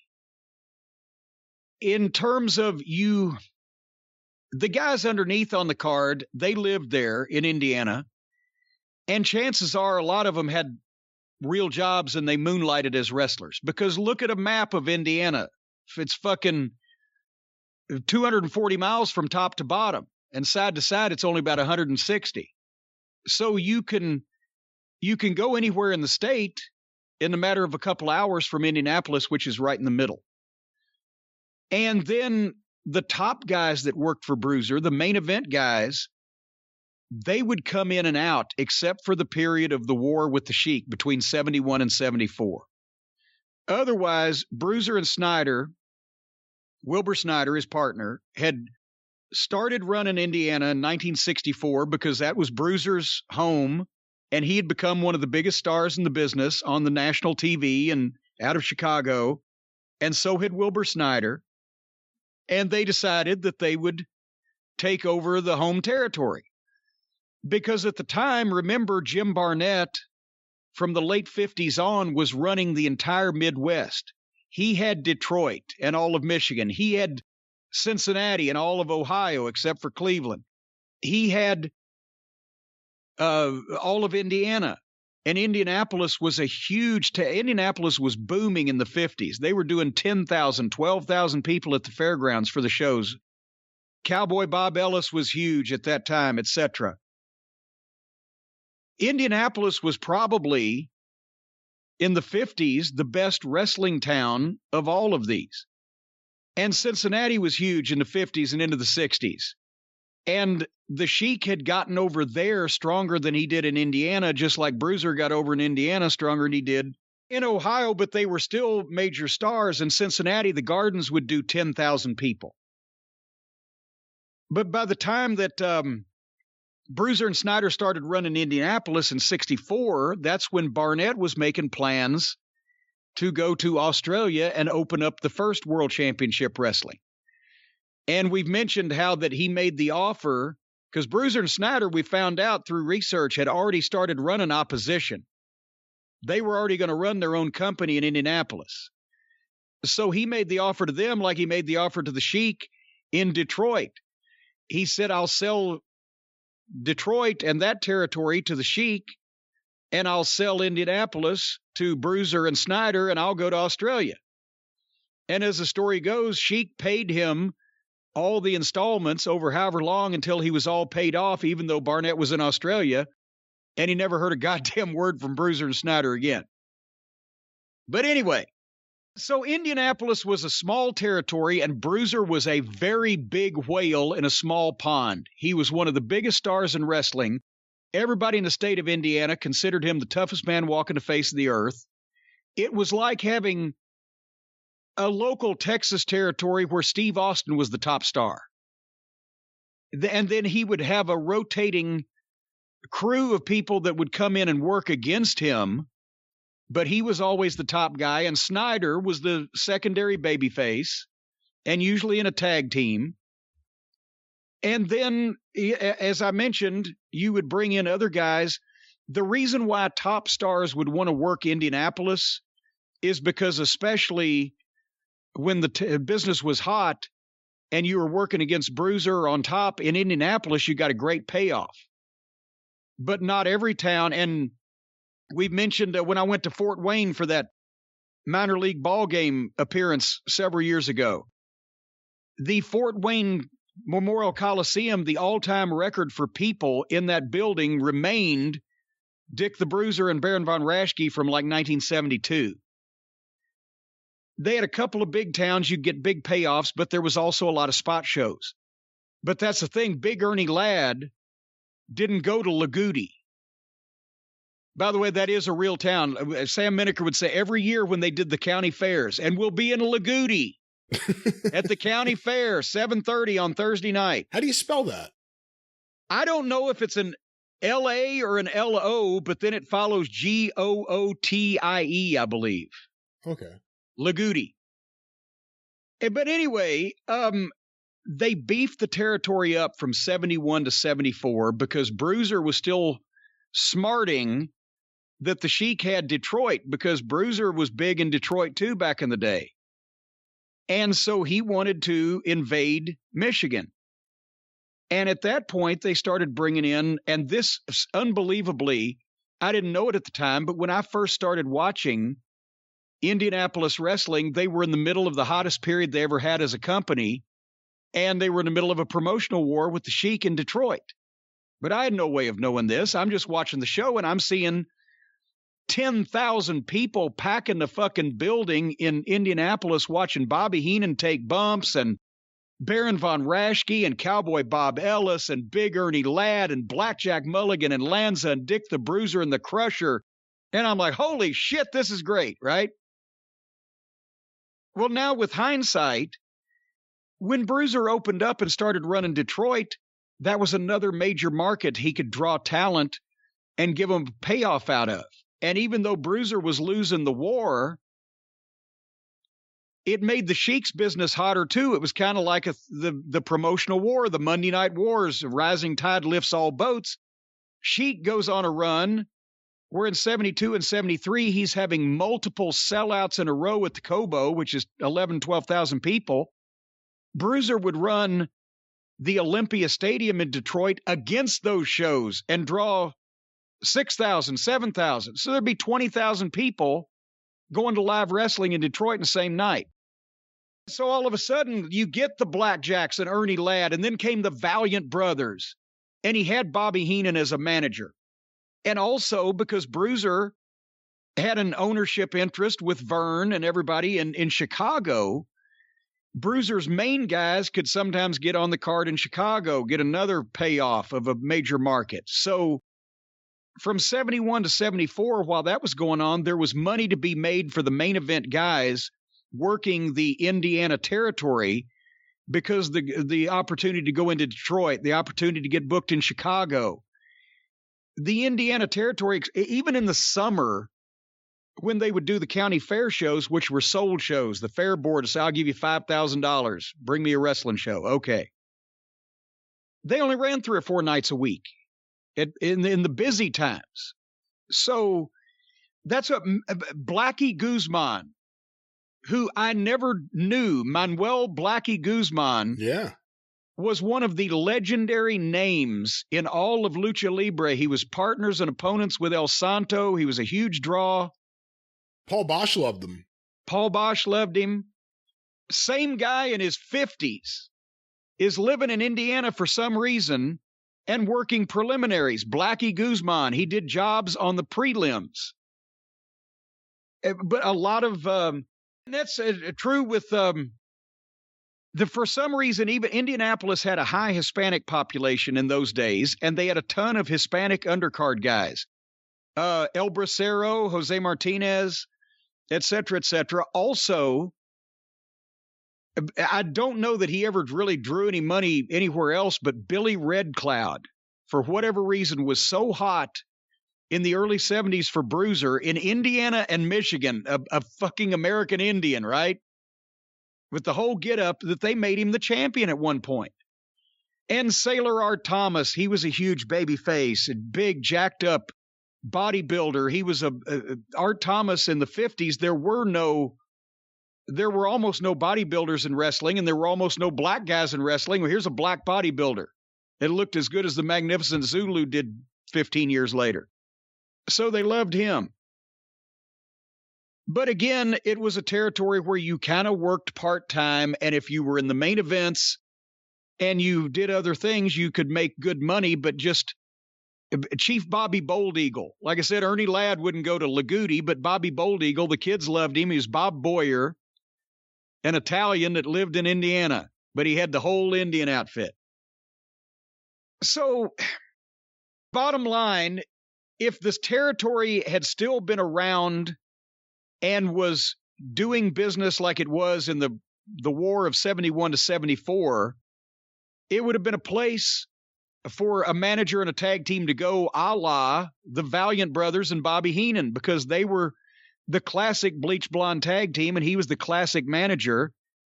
And they had that run there in Indiana is what propelled them to go to New York and have the WWF tag team titles and go to San Francisco and go to Georgia, go to all the places Valiant Brothers went, because they not only did good business there, but they're working with, when Bruiser brought Bruno Sammartino in, when he was in between titles in New York, Bruiser and Bruno were a tag team.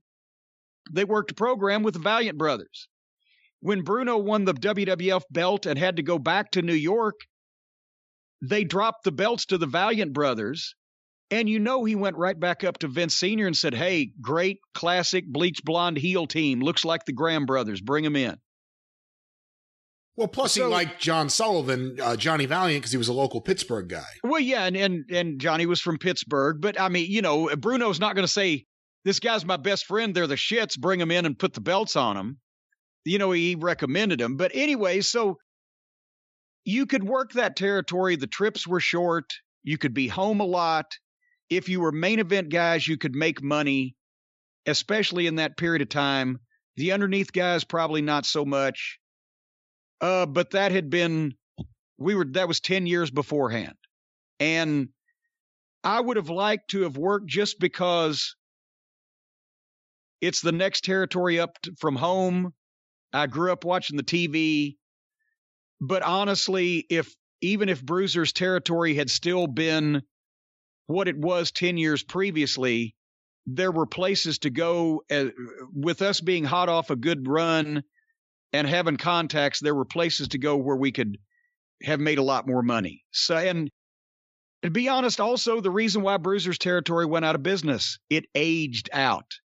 Bruiser was still on top. Snyder finally retired to Florida, but he would come back up for the Indianapolis show once a month or once every 3 weeks or whatever, and then he retired from that.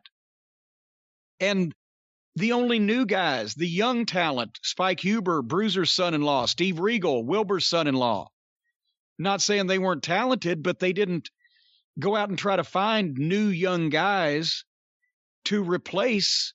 I mean, for fuck's sake, Moose Cholak was driving a bus or a cab or something in Chicago and could still come to Indianapolis and be in a semifinal match.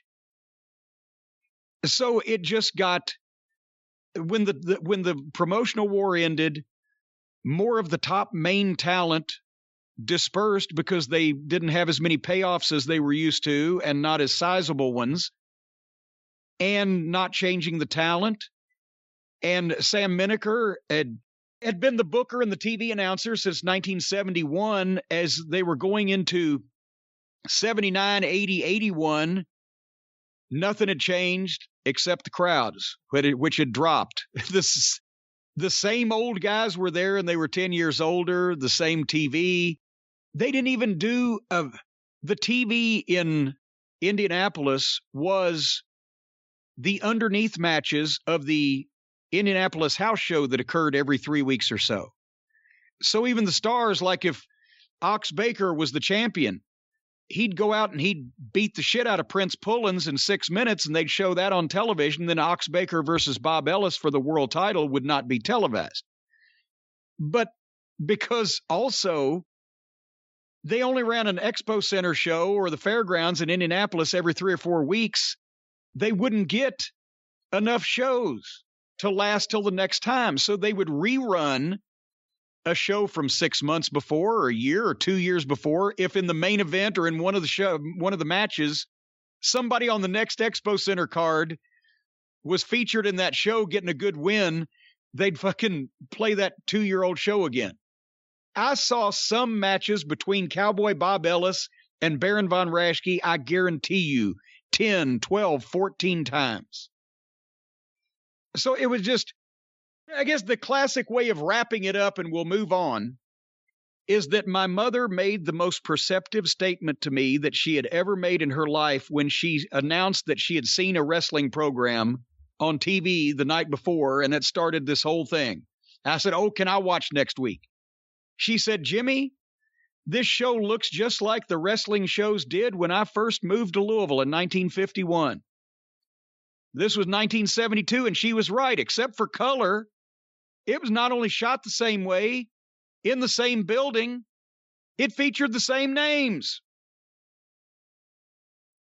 So Indianapolis has a fond place in my heart. It's not a place that the Midnight Express would necessarily have gone as a choice. Although the trips are short, it's close to home.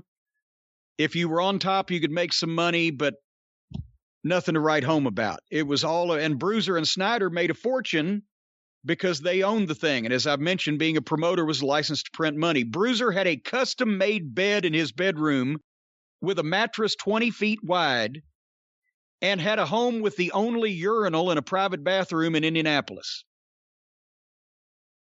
Now, well, maybe beyond Indianapolis, it might have been the whole state, because not too many people have urinals in their house. Might have been the whole state. He wanted to feel at home. Any Indianapolis questions before we move to the Sheik in Detroit? I think you covered it pretty well, actually. This one, I had to go back and forth on, because even though Indianapolis was a magic town and Bruiser and Heenan and all this stuff, the Sheik's territory was much stronger. It was a place you could actually go most of the time it was in existence and work a regular schedule. And he had not only Detroit, but the rest of Michigan, Grand Rapids, Lansing. He had most of Ohio, including Cincinnati. And Cincinnati, through the late 50s into the 60s, even the early 70s, Cincinnati probably was second over that period of time only to Indianapolis in terms of drawing big crowds. Detroit peaked later on. Detroit peaked in the early 70s, as far as I can tell. They did big crowds in the 50s also under Barnett, but Sheik did the best of anybody in any of these spots with it in the 70s because he had that hot streak in the early 70s, along with the Toronto streak, where he was selling 20-something thousand tickets a month in Detroit and the same amount in Toronto, and that went on for several years. So, and Columbus, Ohio, which was huge under Al Haft in the 50s and later on would get hot when Ole resurrected it in the early 80s off the TBS TV. They didn't set the world on fire, but during the Sheik's time, but they had a lot of show. Dayton, Ohio, Toledo, Ohio. So the Sheik had more towns, And Detroit was a fucking money machine in the 60s and 70s. And that's when the economy there was still good. And that's when, the auto industry was not on its ass. And the Sheik got over and built that thing to where you could make money, especially if you were on top and being taken care of. And the Sheik was notorious for taking care of people he wanted to take care of and also not taking care of people he didn't want to take care of. But you could work full time. There were some long trips, but Detroit to Cincinnati ain't just a hop, skip, and a jump, but it's not anything like Mid-South or Calgary or those trips. So, and the Sheik always had a large variety of talent in his territory, and plus he had tremendous pull with the NWA because since as one of the biggest box office attractions in the business, he not only ran his own territory, but he worked out dates. He'd go to Los Angeles and work for LaBelle against Bobo Brazil or Freddie Blassie or whatever when he wanted to go shopping on Rodeo Drive and buy new suits. And he would go to Atlanta or to Tennessee or to wherever the fuck.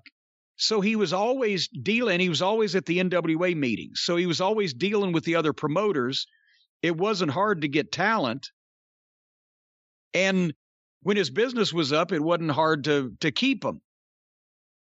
The thing that I look at on the old Detroit shows during that promotional war time is the fact that he started having 12 and 13 matches. You've seen those old body press programs. I have them, yeah. A dozen matches and name after name after name of NWA stars and top guys from different territories. I don't know what the payoffs were like, except the guys at the top, that Sheik took care of made out okay. But when you got 40 guys on a card, even if you sell 12,000 tickets, that's diluting the payroll. And we know from Brian Solomon, who did the book on the Sheik that'll be out early this year, that I think it was 1973. It was 1 year in the early 70s.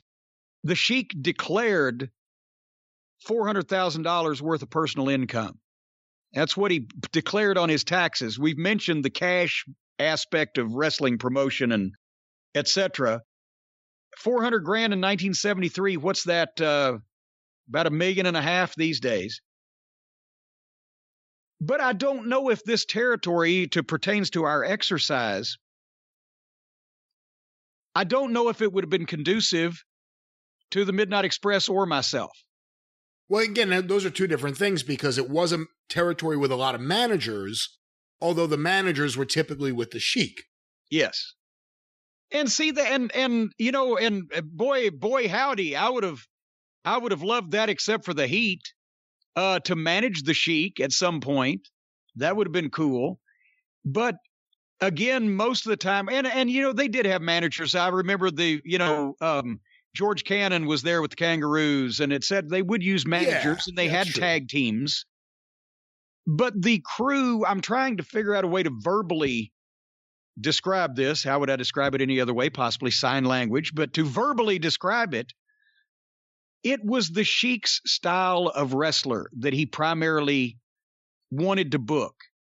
He wanted to book the Wild Men, the Abdullah the Butchers, the Pampiro Firpos, or he'd make one, JB Psycho, or Killer Brooks.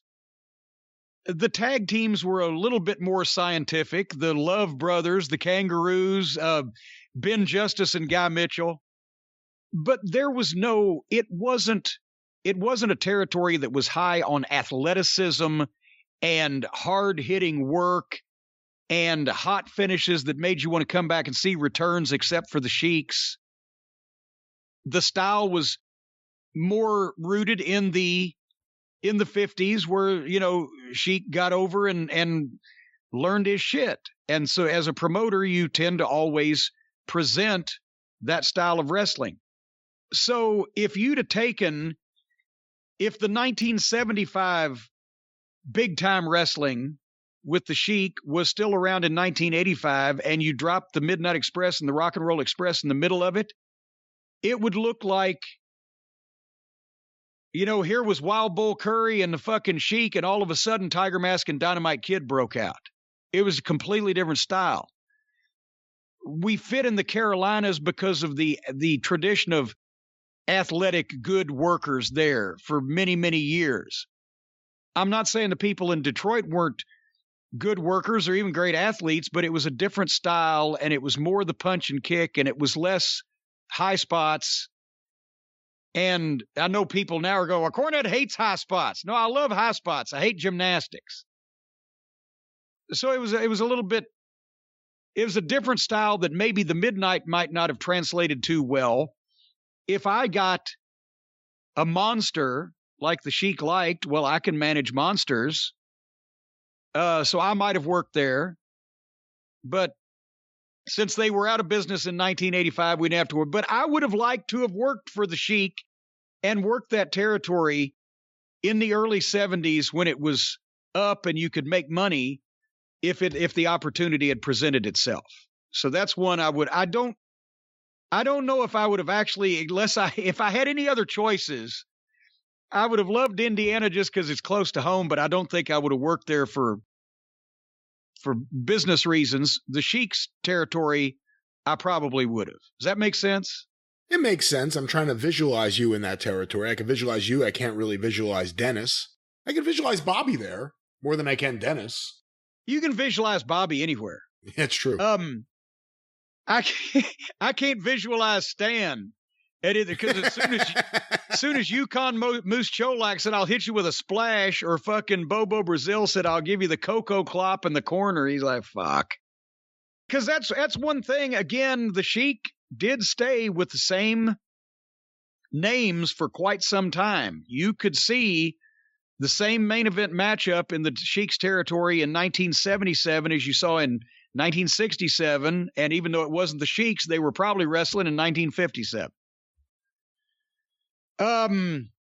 Let's talk about St. Louis real quick, because obviously that wasn't a territory. You didn't get booked into the St. Louis territory. You got invited to come to St. Louis to appear on the event, is the best way to say it. St. Louis stood on its own. And we've talked about it so much and read the programs and everything over the shows. I know a lot of our listeners have the history. But basically, Sam Muchnick had started promoting St. Louis in 1945 before the advent of television, before the formation of the modern territories as they existed. There were still booking offices. There was a booking office in Nashville that supplied talent to all sorts of local promoters around its area. And there was a booking office in Amarillo, and there's a booking office in this place and that place. But since there was no television, the parameters of the territories and how they were determined was based on guys not only running towns, but getting television coverage in a specific region and pretty much making it like a fort, where in that region, the people primarily knew your wrestlers and your programs and your shows and nobody else's. That didn't exist in the 40s per se, but Muchnick would bring in the very top wrestlers in the business to main event, to challenge for the title or to be in the main event matches. And obviously when he was able to reconcile with Lou Thez, and Thez dropped his and his father's promotion. Well, they didn't drop it, but they kind of started working behind the scenes, and eventually it became one. Muchnick would bring guys from the Kansas and Missouri area to fill out the cards, because Orville Brown, who was originally going to be the first NWA champion after it was formed until he was in a car wreck and lost his sight, that's why they picked Thez. Orville Brown was a big mover and shaker in the wrestling business as one of the top wrestlers in the world. And also he was from Kansas, promoting in that area. That's how the Kansas part of the equation in the Central States became inextricably locked with St. Louis, because of not only their proximity next door to each other, but also because Orville Brown had been a bigger name in the 40s in wrestling than Sam Muchnick was. And then when Muchnick and Thez got together and Muchnick got Buddy Rogers to come to work for him and established himself as the dominant promoter in St. Louis, it was a place where they brought the best in and built the big matches. And the world title was most important. And the main event stars were main event guys that you heard about in the magazines or in the newspapers. And then the opening matches would be guys from the local area.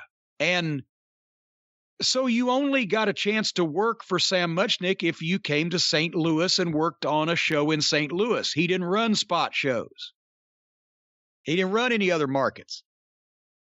So if you were a top guy in another territory, but you got the attention of Sam Muchnick in some fashion, or you were a top guy and they were wanting to prep you for the NWA championship or just to be a bigger guy, you would get booked into St. Louis, and that's how you knew you'd made it, and that's how you knew you were getting a build. They brought Flair there. They brought DiBiase there. They brought everybody that was going to be somebody in the NWA came to St. Louis. The payoffs for the main event were off the fucking charts. We've documented them and we've talked about them. You could make up to $6,000 for an NWA title match in St. Louis in the big building, the Checker Dome, the arena, and several thousand in the Keel on sellouts. But the opening match guys might get $187.50 because Sam Muchnick paid like the promoters before the TV days, and the main event drew the house and got almost all the money. It would have been a privilege to be asked to come to work for Sam Muchnick in St. Louis, and me and the Midnight Express would have done it in a heartbeat. I'm not sure he would have asked us because I think, was Bobby Heenan the only manager that he ever used, or did he break down over the last couple of years and use anybody else? I'm trying to remember who he would have used after Heenan with Lanza. Point is, Sam Muchnick did not use managers. He felt they were a distraction. And tag team matches usually didn't main event St. Louis unless it was combinations of former world champions like Jack Briscoe and Terry Funk teaming up against Harley Race and Gene Kiniski, or whatever the case.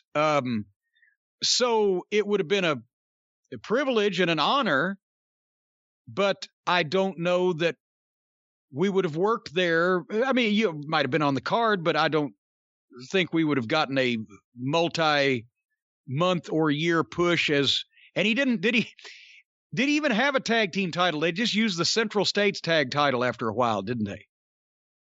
I think so.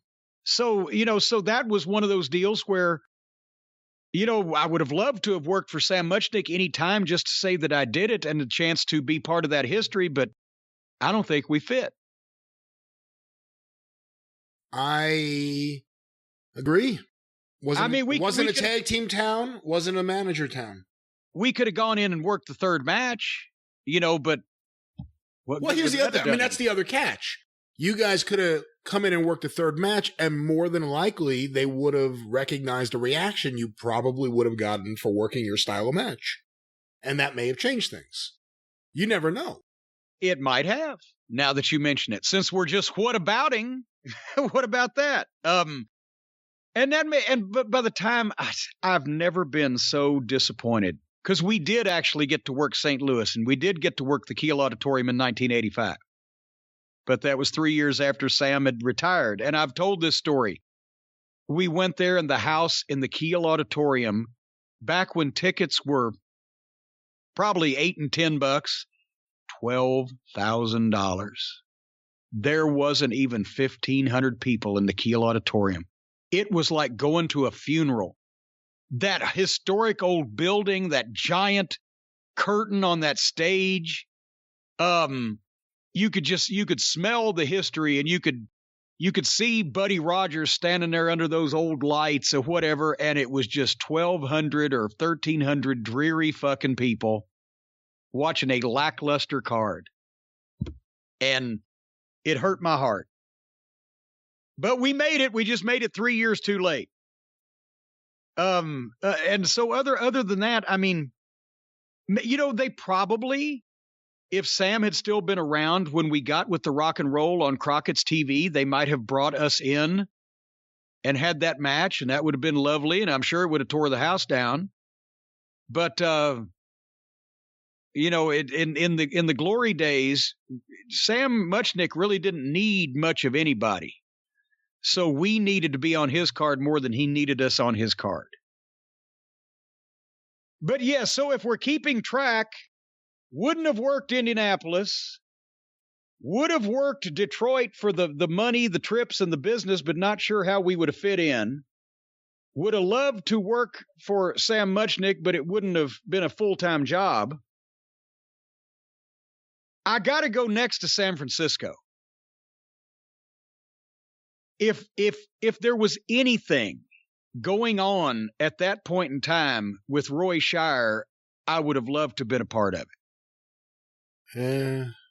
You know what? Of course, there wasn't. In theory, I mean, Bill Watts ended up liking Roy Shire and learning a lot from him, maybe learning how to yell at people from him. Yeah, I swear to God, it sounds exactly like that's where he learned it from. But I don't know if you would have liked that. Book. You like Bill Watts, you had no problem with that, but Roy Shire, Bill Watts had a lot of detractors, but there were people who recognized, people recognized Roy Shire's genius, but people didn't like him the way some people like Bill Watts. Well, I wasn't going to fucking take him out to the movies on a date. If the San Francisco territory, as it had been in the glory days, was still operating, and you got to get, Roy Shire got Ray Stevens over as the hottest box office attraction in the business. Roy Shire put together and mentored Ray Stevens and Pat Patterson as the greatest tag team in the business, because Roy Shire had been Ray Stevens' brother in the 50s, the Shire brothers. Yeah, in fact, he thought he was going to get a piece of the territory, too. Yes, and Ray Stevens told me that. He said they had a law in California, if you were a promoter, you couldn't be a wrestler, but he was supposed to get a piece of the territory after it got going under the table from his ex-brother, and that never happened. But here's Roy Shire here's somebody who Bill Watts acknowledges learning booking from. Here's somebody that was a booker for the hottest wrestling city in the country in San Francisco and drawing those sellouts at the Cow Palace, and the revolutionary tag teams of Stevens and Patterson, and the logic that Roy Shire put into everything, and the way that he made people believe. From reading Rock Rims's books, from working for Bill Watts, from knowing other people involved and the influences, you can see that's where Watts got it from. You've heard the stories of the Heat and the Cow Palace, where Afa and Sika, the Samoans, they had to smarten them up and break them into the business because they were jumping the heels and kicking the shit out of them at the Cow Palace. They had heat, which is, I think, where Watts got it from, because Shire knew how to make everything mean something. And also, San Francisco had great workers and great talent. The Midnight Express would have, if Patterson and Stevens fit in, the Midnight Express would have fit in. San Francisco, it's a short trip territory, Northern California, plus San Francisco, compared to like Los Angeles, is like trading your 5,000 square foot mansion for a tent. I've always hated Los Angeles and Southern California. It's so flat, so dry, the traffic, bleh.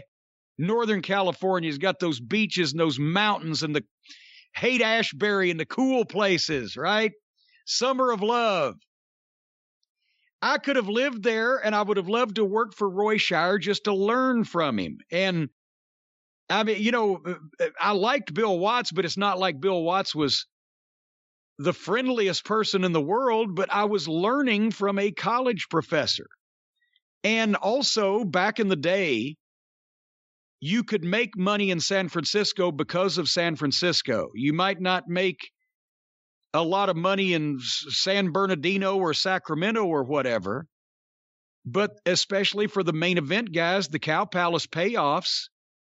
Stevens also told me he made between 100 and 150 grand in a year in 1962, 63, when they had their first hot stretch. What would that be today? 600 grand? So you could make money, short trip territory, great place to live back then in the 60s and 70s if you could stay away from the Manson family. And you get to learn booking from Roy Shire. I would have done that. I would have done that in a heartbeat. You wouldn't have done that? Depends on when. It depends on when.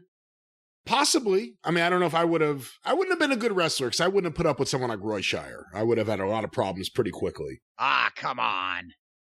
But just because he spit his tobacco juice on the floor of the TV station? Just because I haven't heard anyone say anything good about him. Yeah, no, pretty much everybody hated him. Everyone hated him except Bill Watts, which is funny. Well, and then again, Watts never said he wanted to fucking, marry the guy, but he learned. He learned. And he was obviously a pretty good teacher and pretty good student because it was replicated. But I would have picked, and that's where we're going next, Los Angeles. I would have picked San Francisco over Los Angeles because, as I mentioned, that part of the country, every time I went to Los Angeles for Crockett or for Vince, I just was like, what the fuck? And by the same token, if you, as we both have read Rock Rims's books, the approach to the business was completely different in Southern California than Northern California. And the booking was almost pretty much just on the fly. And a lot of times, and rightfully so, LaBelle would let his top guys call most everything. And Freddie Blassie was over like God and was in on everything as he should have been because he drew the majority of the money. But,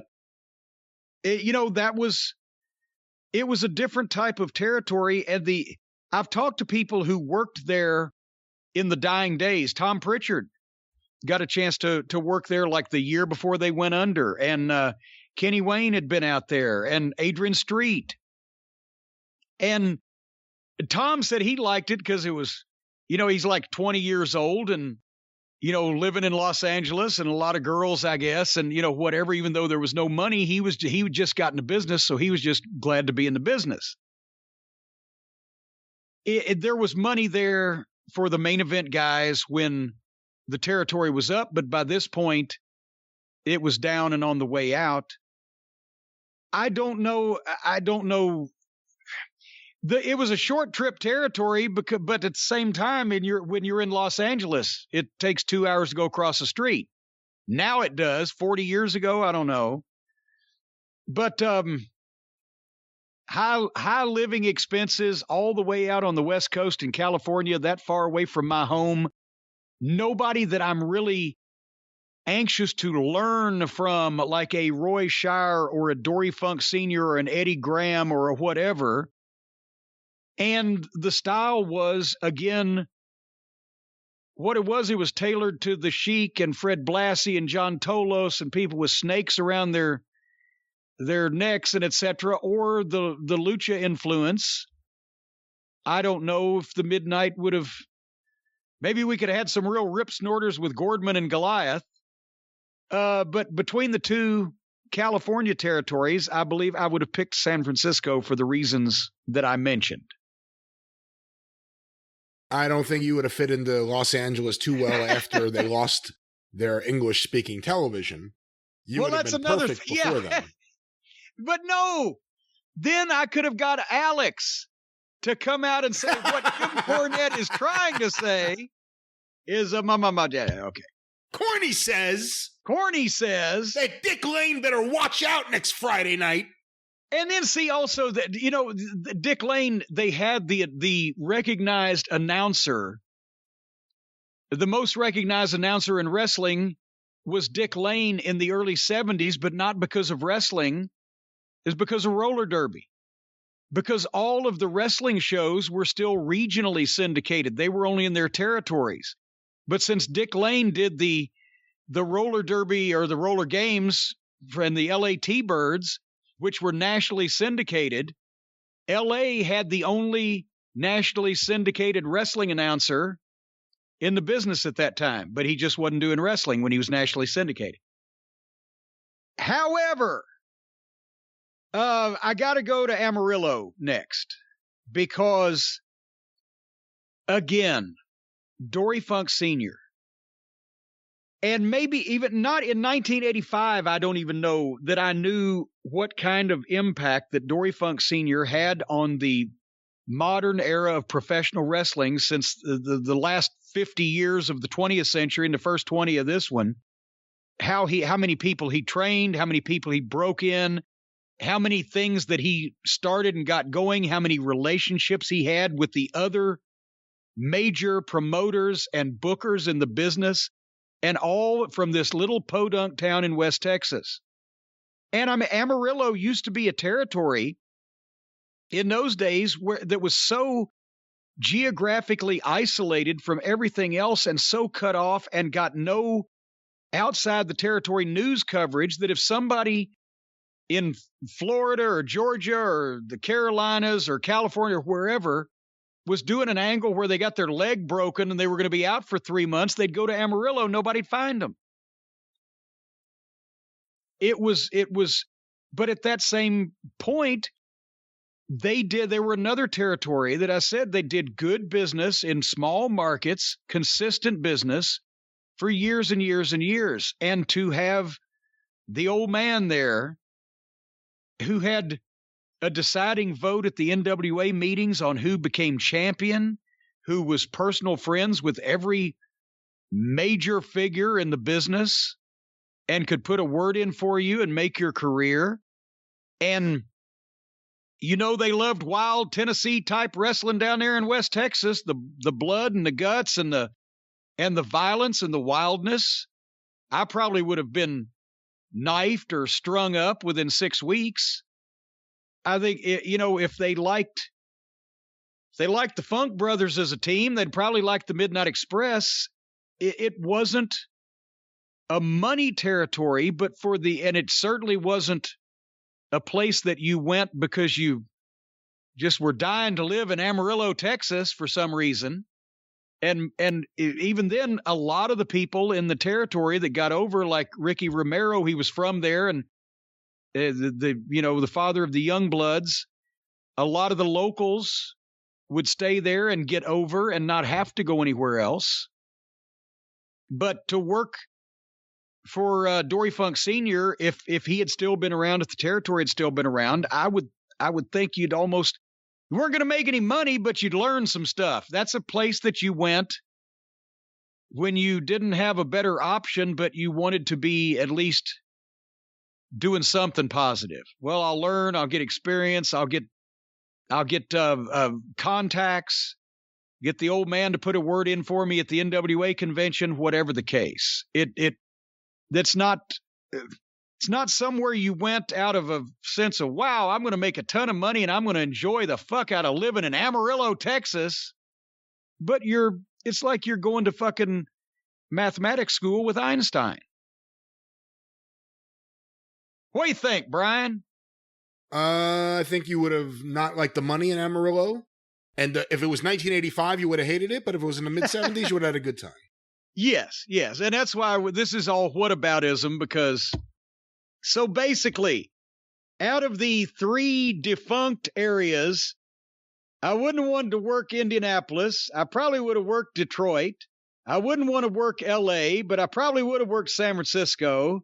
I would have died to work St. Louis, and I would have loved to work underneath Dory Funk Sr. That's where we're at so far. So now, in coming installments, we're going to talk about the places we actually could have gone and what the money was like and what the talent was like and what the living conditions and travel conditions were like in 1985. So we don't have to make up anything else because these places were all actually still running and still operating. So, again, to reiterate the choices, and we're going to be covering these. Obviously, we've just talked for fucking half an hour, 45 minutes on the places that were defunct and whether I would have wanted to work there.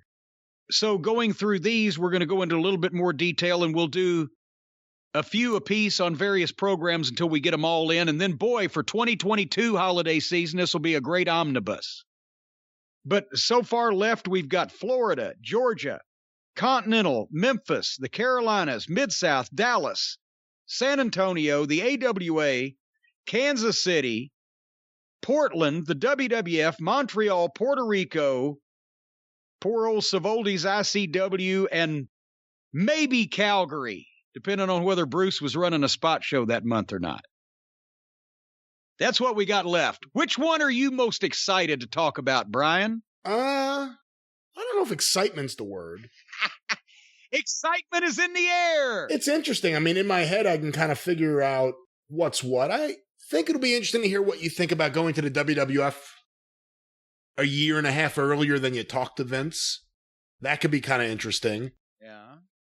I mean, unfortunately, a lot of the interesting places to work were kind of done by that point in time. So when we're talking about, the Midnight Express going to Florida, I mean, it's an interesting conversation, but knowing the realities of how things worked out, thank God you didn't go there. Well, so it's a weird exercise because we're talking about all these what ifs, but thank God every one of these. Yeah.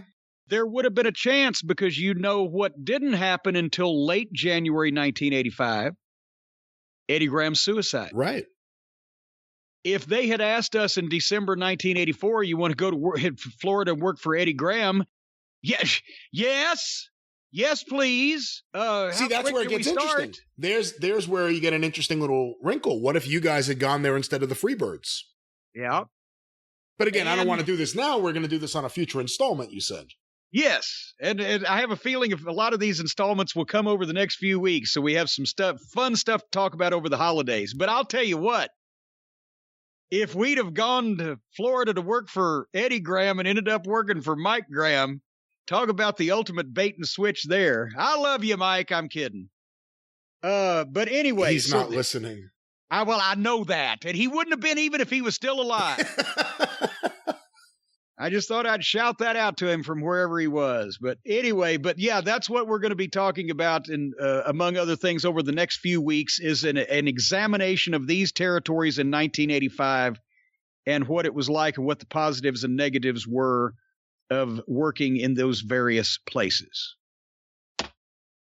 Otherwise than that, we've completed our Turkey Day edition of the Jim Cornette Experience. Gobble, gobble. Aren't you happy? Delighted. Just delighted, and I'm even more excited about the drive-thru coming up in a few days, filled with listener questions. Well, as soon as you find some listeners and read the questions. We'll see about that. All right. Hey, we hope everybody had a great holiday weekend, and we're coming up on more of them, so we'll be doing a lot of this over the month of December where we just josh and talk about stuff that we want to talk about. And otherwise, Brian, any closing comments, or I'll wrap this thing up? Wrap this thing up? I have no closing comments, no. Okay. Oh, wait. You put a comma after I did. I did it wrong. But one closing comment. Egg. I can't get over the egg because when you think about how it came to happen, I know this isn't it. I know it's part of the movie, but I just visualized the meeting like, well, Vince, we really want to do something special to get people really interested. There's a lot of buzz about AEW. Not that it's hurting our business, but we need to do something to show people with it. Oh, yeah. Hey, just a big thing. You want us to do like someone will win a championship, a title match? No. I mean, an opportunity? No. What do you think they should win? An egg. An egg, like a special egg? An egg. $1 million egg? No, $100 million egg. 100 from Cleopatra. It's so ridiculous. It's so bad. And someone there thought it was good. No, that's the thing. Nobody thought it was good. They just couldn't disagree with him. He thought it was good. That's even worse. He thought it was good. That means somebody thought it was good. All right, somebody then. That was always the biggest thing when you had to try to disagree with Vince. And you'd try to figure out, well, how can I say this? Well, I'll just go ahead and say it. Because I usually would just go ahead and say it. Vince, that's kind of fucking shitty. What about this? Anyway, an excellent ending to our program, which has been exhausting today. Yeah. Egg. A rock. But we'll be back with The Rock and his eggs and even more on the drive-thru, which is Brian Last's show. Yeah. So it will be a complete omelet of wrestling programming and talk. We're just going to mix the whole thing up there, and it'll just be... There used to be a talk show, a morning talk show in Louisville back in the 70s called Omelet. It was in the morning. Milton Metz, one of the legendary Louisville broadcasting names. Let's Milton go Mets. Let's go Mets. No, it was M-E-T-Z. Oh, damn it. Milton Metz was the host, and it was Omelet because they covered a variety of topics and things over breakfast. So it was just like an omelet of things, and that was the name of that show. The name of this show is over with, folks. We'll see you on the drive-thru, and maybe we'll do Florida on that one, on Territory Talk. And until then, I hope everyone enjoyed their turkeys. Hope everyone enjoyed their drumsticks. Hope everyone enjoyed their stuffing. And if you didn't enjoy it, well, stuff it. And until next time, thank you, fuck you, and bye-bye, everybody.